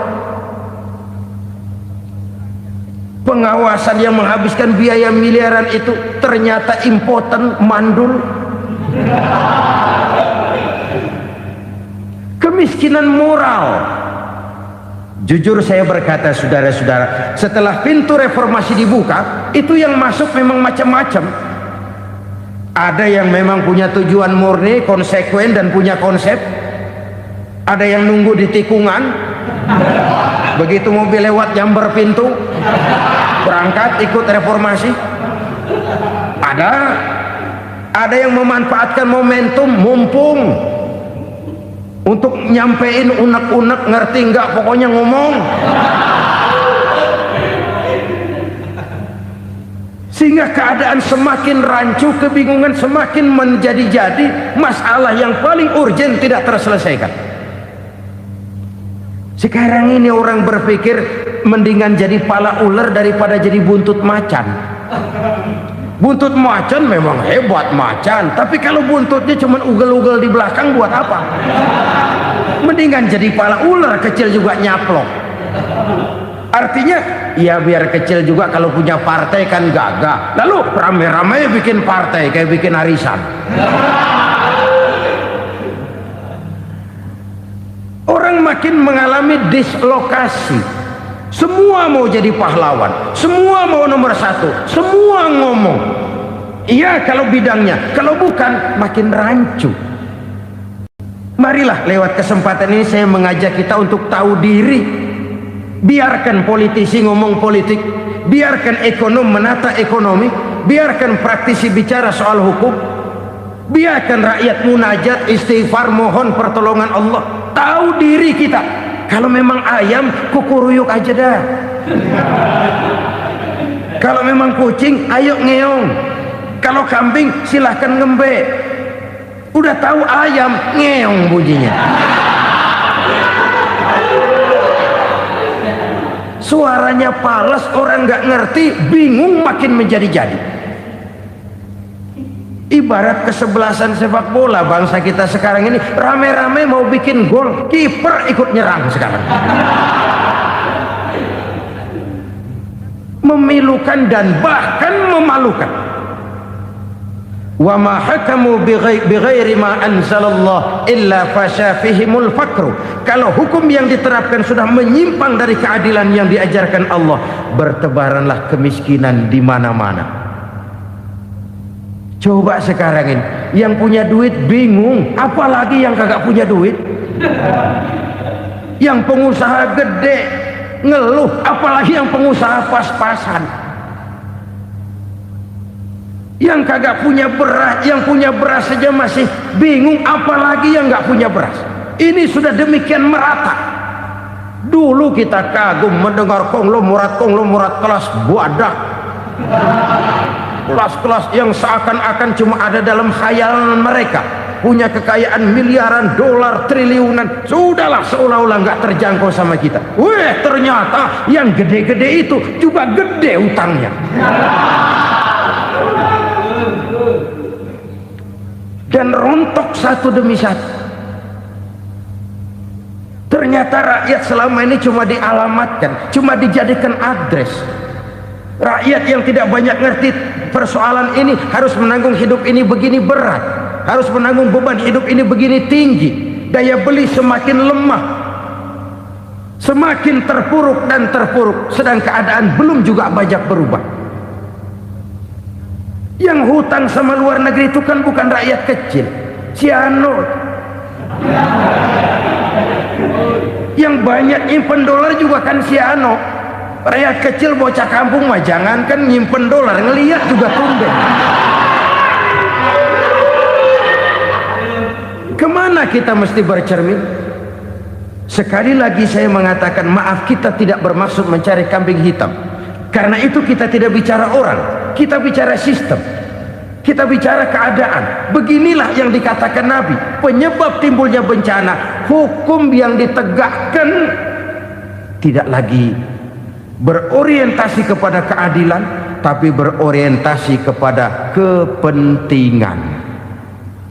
Akhirnya bentuk hukum seperti pisau, tajam ke bawah, tumpul ke atas. Hukum cuma buat rakyat kecil, tetapi kelompok menengah ke atas kadang-kadang kebal dari perlakuan hukum. Maka bertebaranlah kemiskinan. Iya, kemiskinan moral berupa lukanya rasa keadilan. Kalau rasa keadilan terluka, orang kan nunggu kesempatan, saudara. Iya, dia nggak bisa ngomong, iya, dia nggak sanggup action, iya, dia nggak bisa tunjuk rasa, tapi hatinya kan, kapan ada kesempatan, kapan ada waktu, tunggu. Hatinya mesti begitu. Sehingga begitu ada kesempatan, terjadilah hal-hal yang tidak terhindarkan.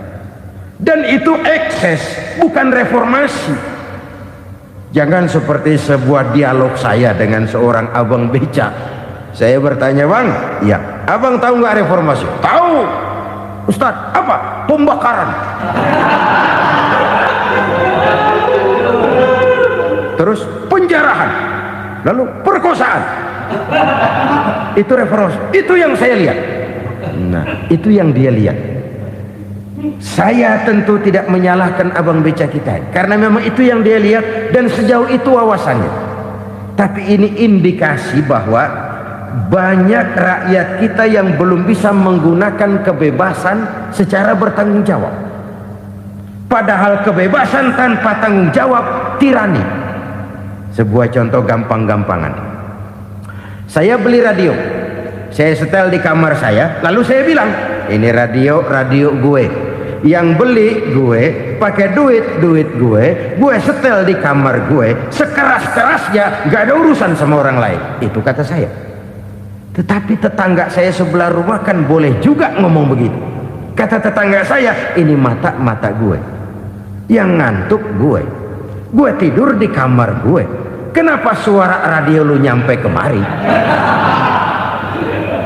Artinya apa ini? Kebebasan saya nyetel radio dibatasi oleh kebebasan tetangga saya yang mau tidur. Tidak ada kebebasan mutlak. Kebebasan mutlak tanpa tanggung jawab kembali akan melahirkan tirani, kembali akan melahirkan pemaksaan kehendak. Dan itu lagi-lagi bukan demokrasi. Saudara-saudara kaum muslimin rahimakumullah. Ini penyakit yang kedua, lukanya rasa keadilan, terutama di kalangan rakyat kecil. Itu mengendap menjadi akumulasi dan menunggu giliran kapan bisa dimuntahkan. Dengan kata lain, rakyatnya udah banyak banget makan yang perutnya jadi enak, nyelam. Kapan nunggu muntahnya? Udah begini banyak akumulasi yang mereka pendam di perut ini, sehingga ketika terjadi kesempatan itu sudah tidak terkendalikan lagi, kita out of control. Saya tidak mentolerir sikap-sikap kekerasan, bahkan saya lebih cenderung bahwa kalau di rumah kita banyak tikusnya, tikusnya saja racuni, jangan rumah dibakar.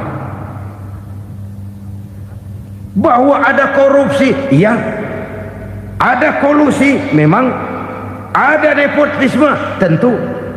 Tetapi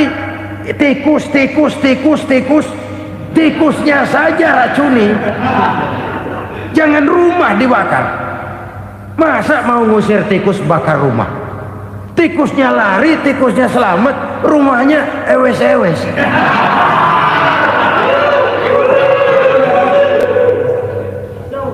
Tikus selamat, rumah nggak punya, masalah nggak terselesaikan dengan sebagaimana yang kita harapkan.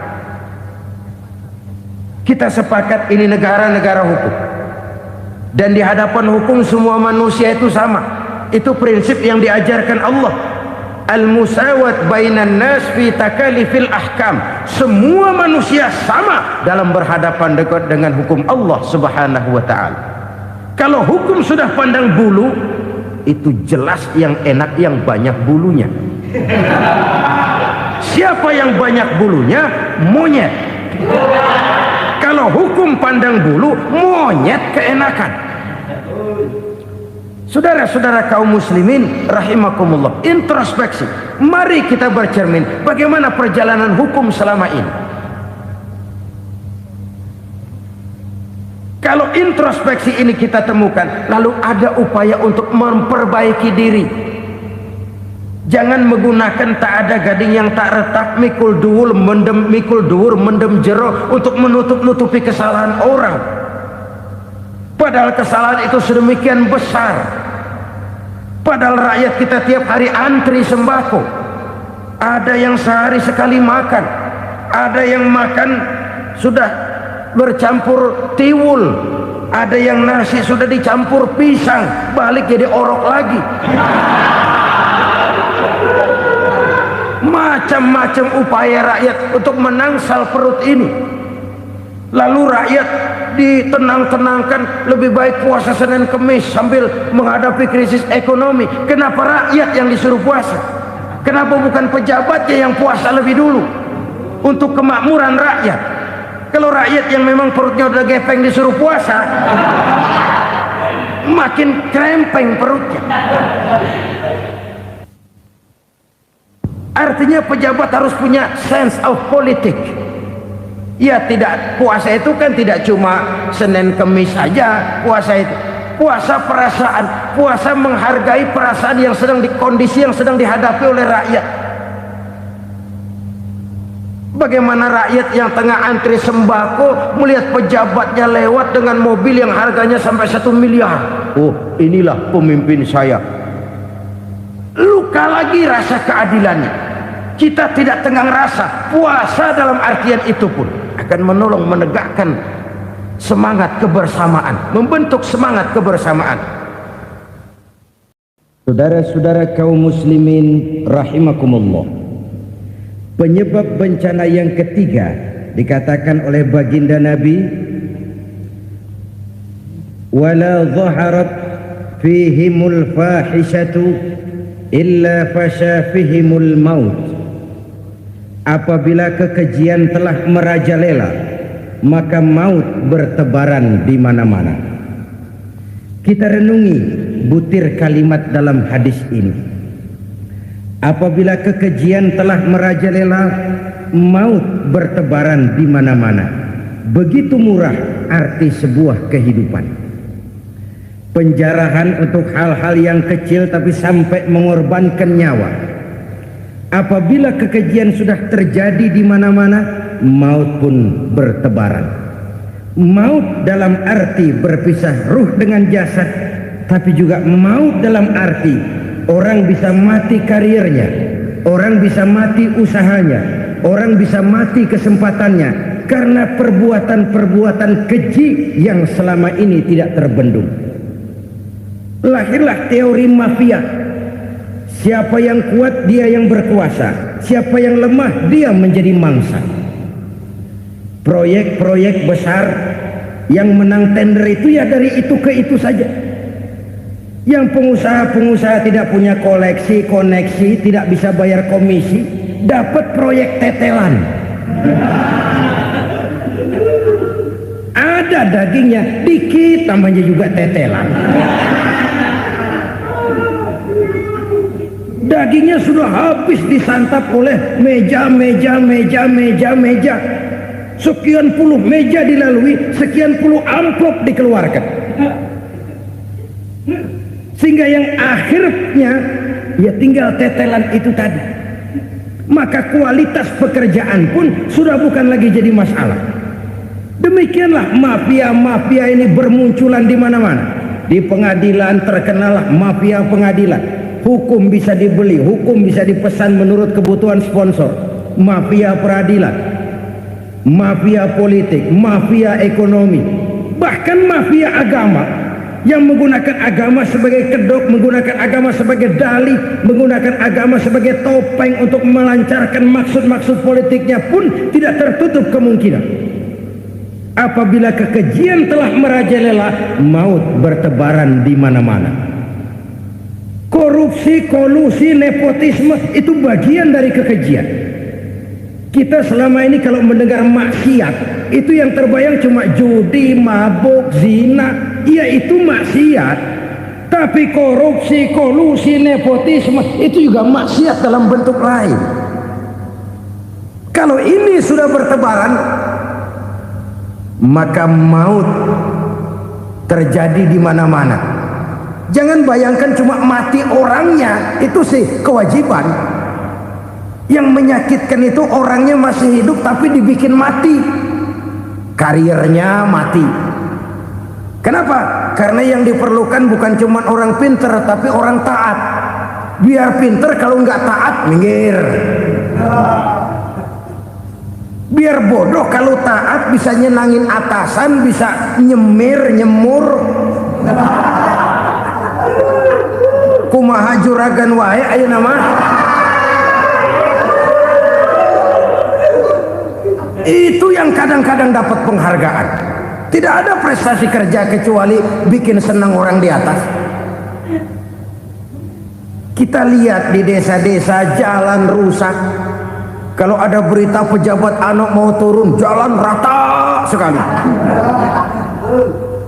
Sampai tanah dari mana aja dikeruk buat ngeratain tuh jalan. Pejabat pulang legok lagi jalanan. Katanya kita kerja buat rakyat, nyatanya kita cuma melayani atasan. Kenapa? Terjadi lingkaran setan. Seperti kata lagu Dul Sumbang itu. Mahasiswa takut sama dosen, dosen takut sama dekan, dekan takut sama rektor, rektor takut sama menteri, menteri takut sama presiden, presiden takut sama mahasiswa.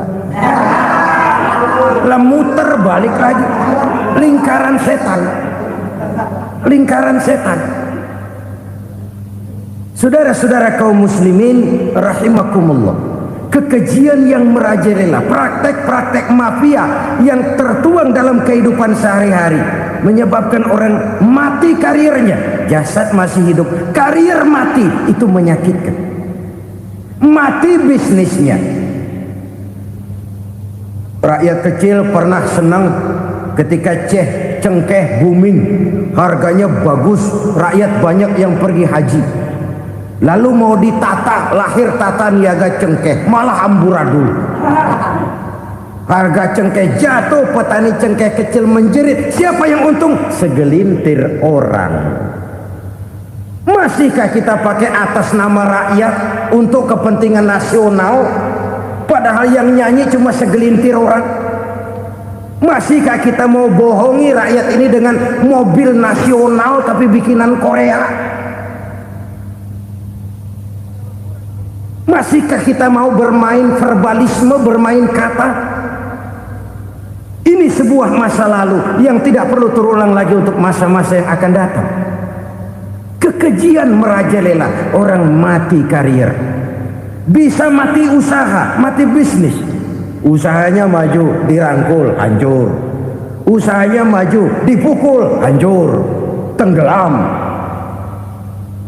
Bahkan yang memilukan dan memalukan badan-badan usaha milik negara itu dikebiri sedemikian rupa sehingga tidak menghasilkan hal-hal yang bermanfaat buat negara. Saudara-saudara kaum muslimin rahimakumullah, kalau nafsu yang sudah mengatur itu semua, maka kekejian pun merajalela. Orang sudah pakai teori mafia, yang kuat dia yang menang, yang kuat dia yang berkuasa, yang lemah silakan minggir di sudut-sudut kehidupan. Kalau kekejian seperti ini merajalela, maut bertebaran di mana-mana. Banyak orang mati karirnya, banyak orang mati usahanya, banyak orang mati imajinasinya. Sekarang ini dalam dunia seni yang banyak karyawan seni, bukan seniman. Seniman itu kan dilahirkan, lain seniman, lain karyawan seni. Sekarang yang banyak karyawan seni, bukan seniman. Mati karir, mati imajinasi, mati improvisasi, sehingga kehidupan persis sinetron. Sinetron itu yang kita lihat rumah mewah, yang kita lihat rumah bagus, nggak pernah kita lihat di sinetron kita ini rakyat antri sembako. Kita dijejali hal-hal yang indah, yang wah, yang membuat kita tenggelam dalam gaya hidup instan, tenggelam dalam gaya hidup wah. Kita lupa dengan realitas keseharian di tengah-tengah masyarakat kita. Lahirlah kelompok-kelompok selebritis, dibesarkan oleh berbagai media. Selebritis pilek aja masuk koran, pilek.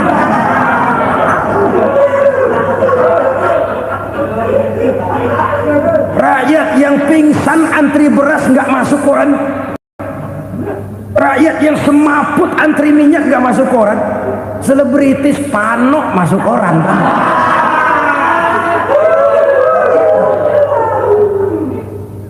Kita besarkan hal-hal kecil, kita kecilkan hal-hal besar. Karena apa? Kita mengejar oplah, kita profit oriented, tidak lagi berorientasi kepada realitas hidup yang kita hadapi ini.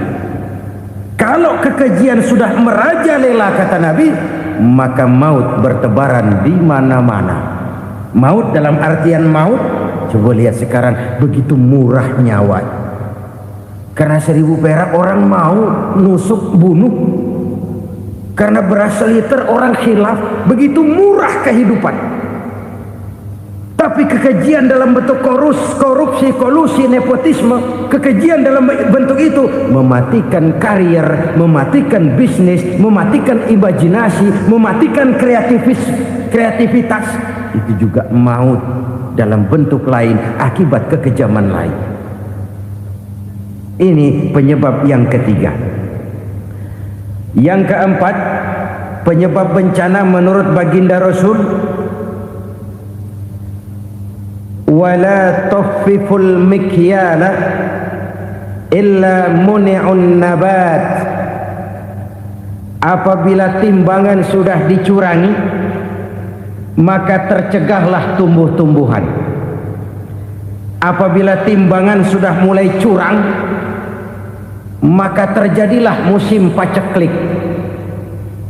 Apabila bisnis sudah bergaya mafia tadi itu, kecurangan-kecurangan terjadi, tender di balik pintu, yang dimenangkan cuma kelompok-kelompok yang bisa memberikan presentasi yang besar, muni'un nabat, terjadilah paceklik.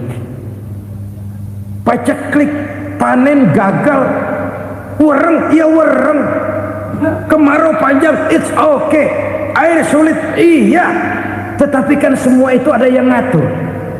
Kemarau ada yang ngatur, belalang itu ada yang ngatur, air itu juga ada yang ngatur. Yang ngatur itu yang serba maha. Kalau ia murka melihat kecurangan timbangan, Allah itu kalau murka kan gampang saja, tinggal komandoin balang, lang, hancurin tuh sawah. Konvoy belalang, konvoy. Allah tinggal ngutik angin El Nino. Mampir lo ke Indonesia, hujan nggak turun-turun, kemarau panjang. Jadi kalau musim kemarau kan namanya anginnya El Nino. Kalau musim hujan anginnya namanya La Nina. Cakep namanya, kejem orangnya. Saudara lihat Cina sekarang sedang kena La Nina, banjir besar, ribuan orang meninggal. Dia mah ribuan mati kagak berasa, rakyatnya miliaran. Bangladesh lagi ngalami La Nina, India lagi ngalami La Nina. Angin, hujan, kemarau, belalang, itu kan ada yang ngendaliin. Kuncinya bukan di belalangnya, kuncinya bukan di peredaran matahari berputar, kuncinya di atas yang mengatur semua itu. Kalau timbangan sudah mulai curang, pengusaha sudah nggak mau jujur, apa nggak bikin perut jadi mual. Begitu rakyat antri sembako pingsan nggak dapat beras, sementara beras ditumpuk-tumpuk sampai membusuk. Kemana hati nuraninya? Kemana akal pikirannya? Kemana mereka yang berbuat atas nama rakyat tapi melihat rakyat susah tidak tergerak hatinya? Apabila timbangan sudah mulai dicurangi, bisnis sudah mulai melenceng, maka terjadilah paceklik. Sebuah negara yang berhasil dalam swasembada pangan, lalu sekarang menjadi negara yang rakyatnya antri untuk memperoleh kebutuhan pangan. Saudara-saudara kaum muslimin rahimakumullah, ini intinya adalah kecurangan. Kalau kecurangan sudah terjadi di mana-mana, dan ini milik siapa saja, bukan soal tempat, bukan soal jabatan, soal manusianya, SDM-nya. Kecurangan tidak cuma terjadi di kantor, di masjid bisa terjadi kecurangan. Korupsi tidak hanya bisa terjadi di kantor, di madrasah bisa ada korupsi. Faktor manusianya, ini soal SDM. Kecurangan yang besar tentu besar lagi kerugiannya. Kecurangan yang kecil, kecurangan sehari-hari, pedagang-pedagang kecil ngurangi timbangan, barang yang buruk dikatakan baik, yang baik dikatakan buruk, itu merugikan perorangan. Kecurangan yang besar merugikan bangsa dalam bentuk total, dalam bentuk seutuhnya. Nah, kecurangan-kecurangan seperti ini rakyat kan lihat, rakyat kan tahu, dan itu kembali terakumulasi di sini, pegel. Dan jangan lupa, rakyat yang nggak ngomong itu, rakyat yang nggak bersuara itu, batinnya menjerit, jeritannya menggoncang aras, dan itu didengar Allah. Yadullah fauqal jamaah, kata Nabi, tangan Tuhan di atas orang banyak. Jeritan hati rakyat menggoncang aras. Rakyat yang terlalu banyak dizolim, rakyat yang terlalu banyak dirugikan, ya rakyat yang terlalu banyak di atas namakan, menjerit batinnya, menggoncang aras, dan Allah bisa menggerakkan apa saja untuk membuat satu situasi. Allah bisa menggerakkan apa saja untuk membuat satu situasi. Saudara-saudara kaum muslimin rahimakumullah, ini faktor yang ketiga, timbulnya kecurangan. Faktor yang keempat maksud saya. Yang kelima, penyebab timbulnya bencana menurut baginda Nabi, wala muni'uz zakat illa hubbisa anhumul qatr. Apabila zakat enggan dibayar, maka tercegahlah qatrun. Qatrun ini kalau bahasa kita sembako. Maka tercegahlah kebutuhan-kebutuhan yang kita perlukan. Ini, kita tidak meragukan bahwa yang kita tuju adalah masyarakat yang adil dalam kemakmuran dan makmur dalam keadilan. Nah, antara kemakmuran dan keadilan ini memang sering tidak bisa berjalan seiring. Pada saat kemakmuran kita kejar, ekonomi kita pacu, ada nilai-nilai keadilan yang tertinggal. pada saat nilai keadilan kita tegakkan benar-benar, ada unsur-unsur kemakmuran yang terabaikan. Oke, kita bisa mengatakan kasus. Oke, kita bisa mengatakan itu sebagian kecil. Tapi kalau sebagian kecil, lama-lama kan jadi sebagian besar. Oke, kita mengejar kemakmuran. Pertanyaannya, kemakmuran untuk siapa? Oke, kita berikan kelompok tertentu kue yang besar dengan harapan nanti dia bagiin kuenya kepada yang kecil-kecil. Tapi kenyataan, mereka yang dapat kue besar akhirnya malah lupa diri dan lupa daratan. Mau makin besar, malah memeras yang kecil-kecil ini. Sekarang kan yang kecil modali yang besar. Ramai-ramai buka bank, ternyata kamuflase. Uang banknya untuk kredit perusahaannya sendiri, nasabahnya rakyat kecil. Artinya apa? Rakyat kecil disuruh modalin orang yang udah gede. Ini kan sumber geledek urusan.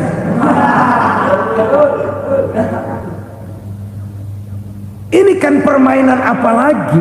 Rakyat kecil suruh modali yang gede, nasabahnya rakyat kecil, kumpulkan uangnya di bank, kucurkan kredit kepada perusahaannya sendiri. Bukankah itu rakyat kecil suruh modali yang gede?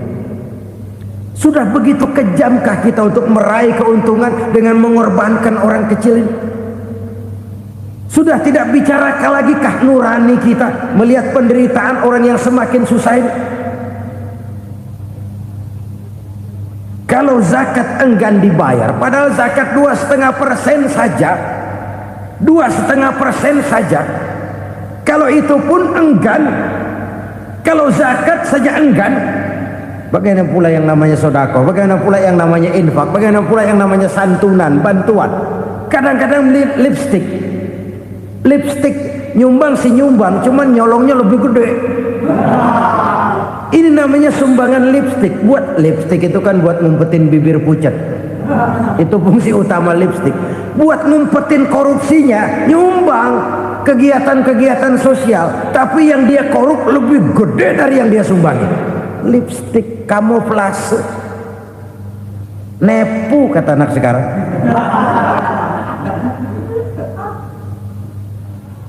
Saudara-saudara kaum muslimin rahimakumullah, demikian berat kewajiban zakat ini sampai di zaman Sayyidina Abu Bakar pernah keluar komando perangi orang yang enggan membayar zakat. Perangi, karena fungsi zakat adalah menjembatani antara si kaya dengan si miskin. Bahwa ada kemiskinan itu Qur'ani. Allah menyatakan, aku melebihkan rezeki sebagian kamu dari yang lain. Ini kan kesenjangan. Allah melebihkan rezeki sebagian kamu dari yang lain. Ada itu, tetapi itu berjalan secara nature. Nah, kalau direkayasa, yang kaya semakin kaya, yang miskin semakin terpuruk, yang sudah besar dapat proyek besar, yang kecil dapat tetelan. Ini kan rekayasa namanya. Kesenjangan yang direkayasa ini yang kita harus kikis. Nah, fungsi zakat menjembatani dari sisi sosial. Dari sisi pribadi, Nabi berpesan, zakku amwalakum biz zakat. Bersihkan hartamu dengan zakat. Sekarang ada istilah nyuci uang. Uang hasil korupsi itu bisa dicuci, dijadikan uang bersih. Bukan pakai rinso, bukan. Pakai politiknya koruptor, diolah sedemikian rupa sehingga jadi uang resmi. Sudah memutik, itu termasuk yang disebut kejahatan kerah putih, white collar crime. Kejahatan kerah putih, kejahatan pakai dasi, kejahatan kelas kakap. Makanya orang mendingan goblok kagak bener daripada pinter kagak bener. Goblok kagak bener itu gampang ngurusinnya, pinter kagak bener ini yang berabe bener ngurusinnya.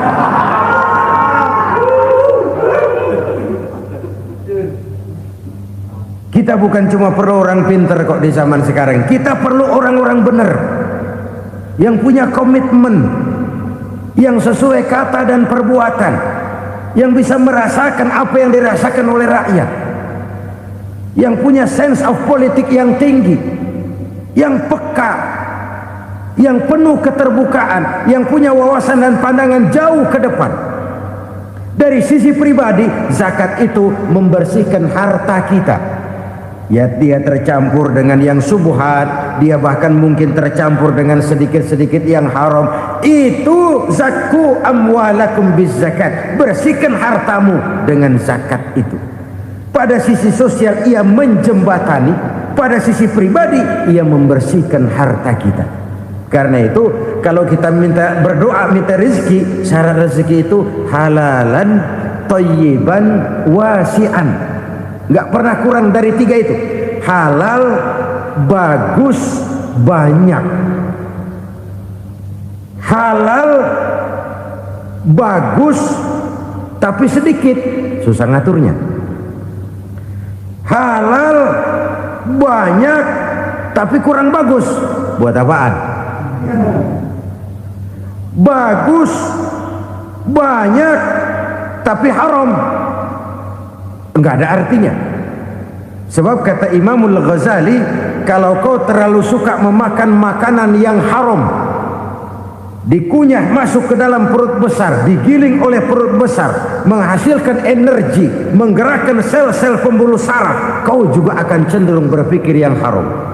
Kalau sudah cenderung berpikir yang haram, perbuatan pun akan mengarah kepada perbuatan-perbuatan yang haram. Dulu waktu kelompok Jimbaran 200 konglomerat Indonesia kumpul, dihimbau supaya sekian persen kasih pengusaha lemah. Itu kan cuma sekedar belas kasihan, tidak banyak menolong keadaan. Dan bukan itu yang diperlukan pengusaha-pengusaha kecil. Yang diperlukan adalah berikan kami kesempatan seperti mereka dapat kesempatan. Berikan kami peluang seperti mereka juga dikasih peluang. Kalau cuma dikasih 100 juta, 200 juta hari ini, usaha kami nggak ada prospeknya, peluang kagak ada, kan sama juga bohong. Diceburin ke kali, disuruh berenang, tangan diikat, mendingan mampusin, ketahuan. Ayo berenang, berlomba, tangan diikat, kaki diikat, sama saja nyuruh mati. Jadi jangan kasih ikannya, kasih kailnya. Yang diperlukan pengusaha kecil menengah ke bawah itu bukan cuma sekedar belas kasih dari konglomerat besar. Berikan kami peluang seperti mereka juga dapat peluang. Berikan kami kesempatan seperti mereka dapat kesempatan. Berikan kami kredit dengan kemudahan seperti mereka juga kalau minta kredit begitu mudahnya. Menciptakan peluang dan kesempatan, pemerataan. Bukan menciptakan manusia Indonesia dengan standar ekonomi yang sama. Semua rumahnya harus sama, semua punya mobil. Itu sih kebersamaan bebek. Bebek, coba lihat bebek, satu ngalor semua, satu ngidul semua. Kebersamaan bukan itu. Kebersamaan adalah menciptakan peluang. Kalau yang kaya bisa semakin kaya, kenapa yang miskin tidak bisa ikut naik jadi sedikit kaya?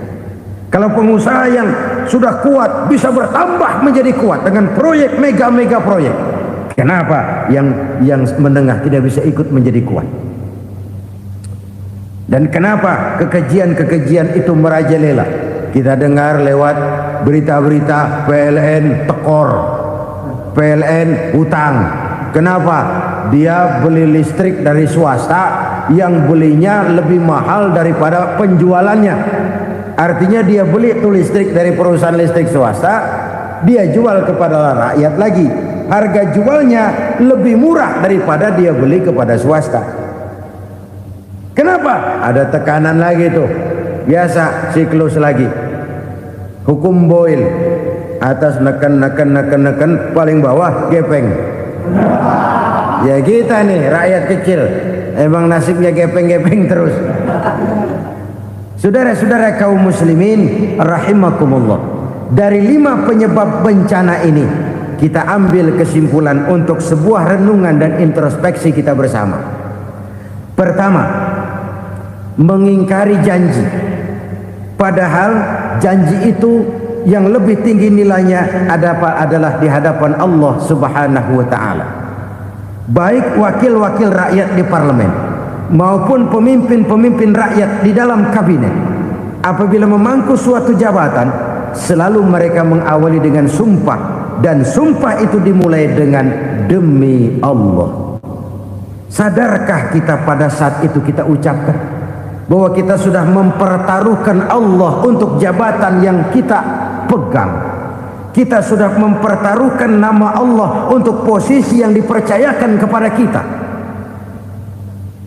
Sadarkah kita bahwa menyia-nyiakan itu satu dosa yang sangat besar, yang tidak hanya kepada Allah tetapi juga kepada rakyat yang kita wakili, kepada rakyat yang kita pimpin. Cukuplah sudah rakyat dijadikan adres, umat dijadikan alamat sebagai numpang. Marilah kita kembali kepada komitmen awal dengan jujur kepada janji kita sendiri. Lalu yang kedua, kekejian, baik berupa korupsi, kolusi, nepotisme, dan perbuatan-perbuatan lain akan melahirkan kemiskinan. Kekurangan pangan bukan satu-satunya yang menyebabkan rakyat menderita. Lukanya rasa keadilan terakumulasi di hati rakyat, dan jeritan hati rakyat mengguncang aras. Kalau Allah murka, Allah bisa melakukan apa saja untuk menciptakan suatu kondisi. Faktor yang ketiga adalah praktek mafia menebarkan maut, baik orang yang mati jasad dan rohaninya maupun orang yang mati karirnya, mati kejujurannya, mati usahanya, mati imajinasinya. Hilang kreativitas kita sebagai bangsa. Faktor yang keempat, kecurangan-kecurangan di bidang usaha, di bidang tender, mengandalkan menjual kekuasaan. Dan memang repot kalau penguasa jadi pengusaha. Mau atau tidak mau, kebijakan-kebijakan kekuasaannya akan memperkuat jaring-jaring usahanya. Dan pada saat itu objektivitas sulit ditemukan lagi. Lalu yang kelima, keengganan membayar zakat, menumpuknya kekayaan negara pada kelompok-kelompok tertentu. Ini akan melahirkan paceklik yang berkepanjangan. Menumpuknya kekayaan dan harta negara pada kelompok-kelompok tertentu akan melahirkan paceklik dan kemiskinan yang berkepanjangan. Marilah kita sadar, marilah kita merenung bahwa keengganan kita membayar zakat menciptakan pemerataan pada akhirnya akan menjadi musibah buat kita semua. Saudara-saudara kaum muslimin rahimakumullah, sekian dulu jumpa kita kali ini. Mudah-mudahan yang saya sampaikan dari hadis riwayat Imam Tabrani ini menjadi bahan introspeksi buat kita semua. Tidak akan seorang muslim jatuh dua kali di tempat yang sama. Semua merupakan pelajaran untuk kita jadikan introspeksi guna menata hari esok yang lebih baik daripada hari ini. Reformasi harus terus berlanjut, tidak bisa dan tidak perlu dikendalikan, tapi harus tetap dengan landasan akhlakul karimah sesuai dengan budaya kita sebagai bangsa. Terima kasih atas perhatian saudara. Mohon maaf atas segala kekurangan. Jumpa lagi lain kesempatan insyaallah. Usikum wa nafsi bitaqwallah. Alhamdulillah, semoga ceramah ini menjadi pengingat dan sumber keberkahan bagi kita semua. Dukung terus dakwah ini dengan subscribe, like, dan share channel ngaji di Teras Online. Wassalamualaikum warahmatullahi wabarakatuh.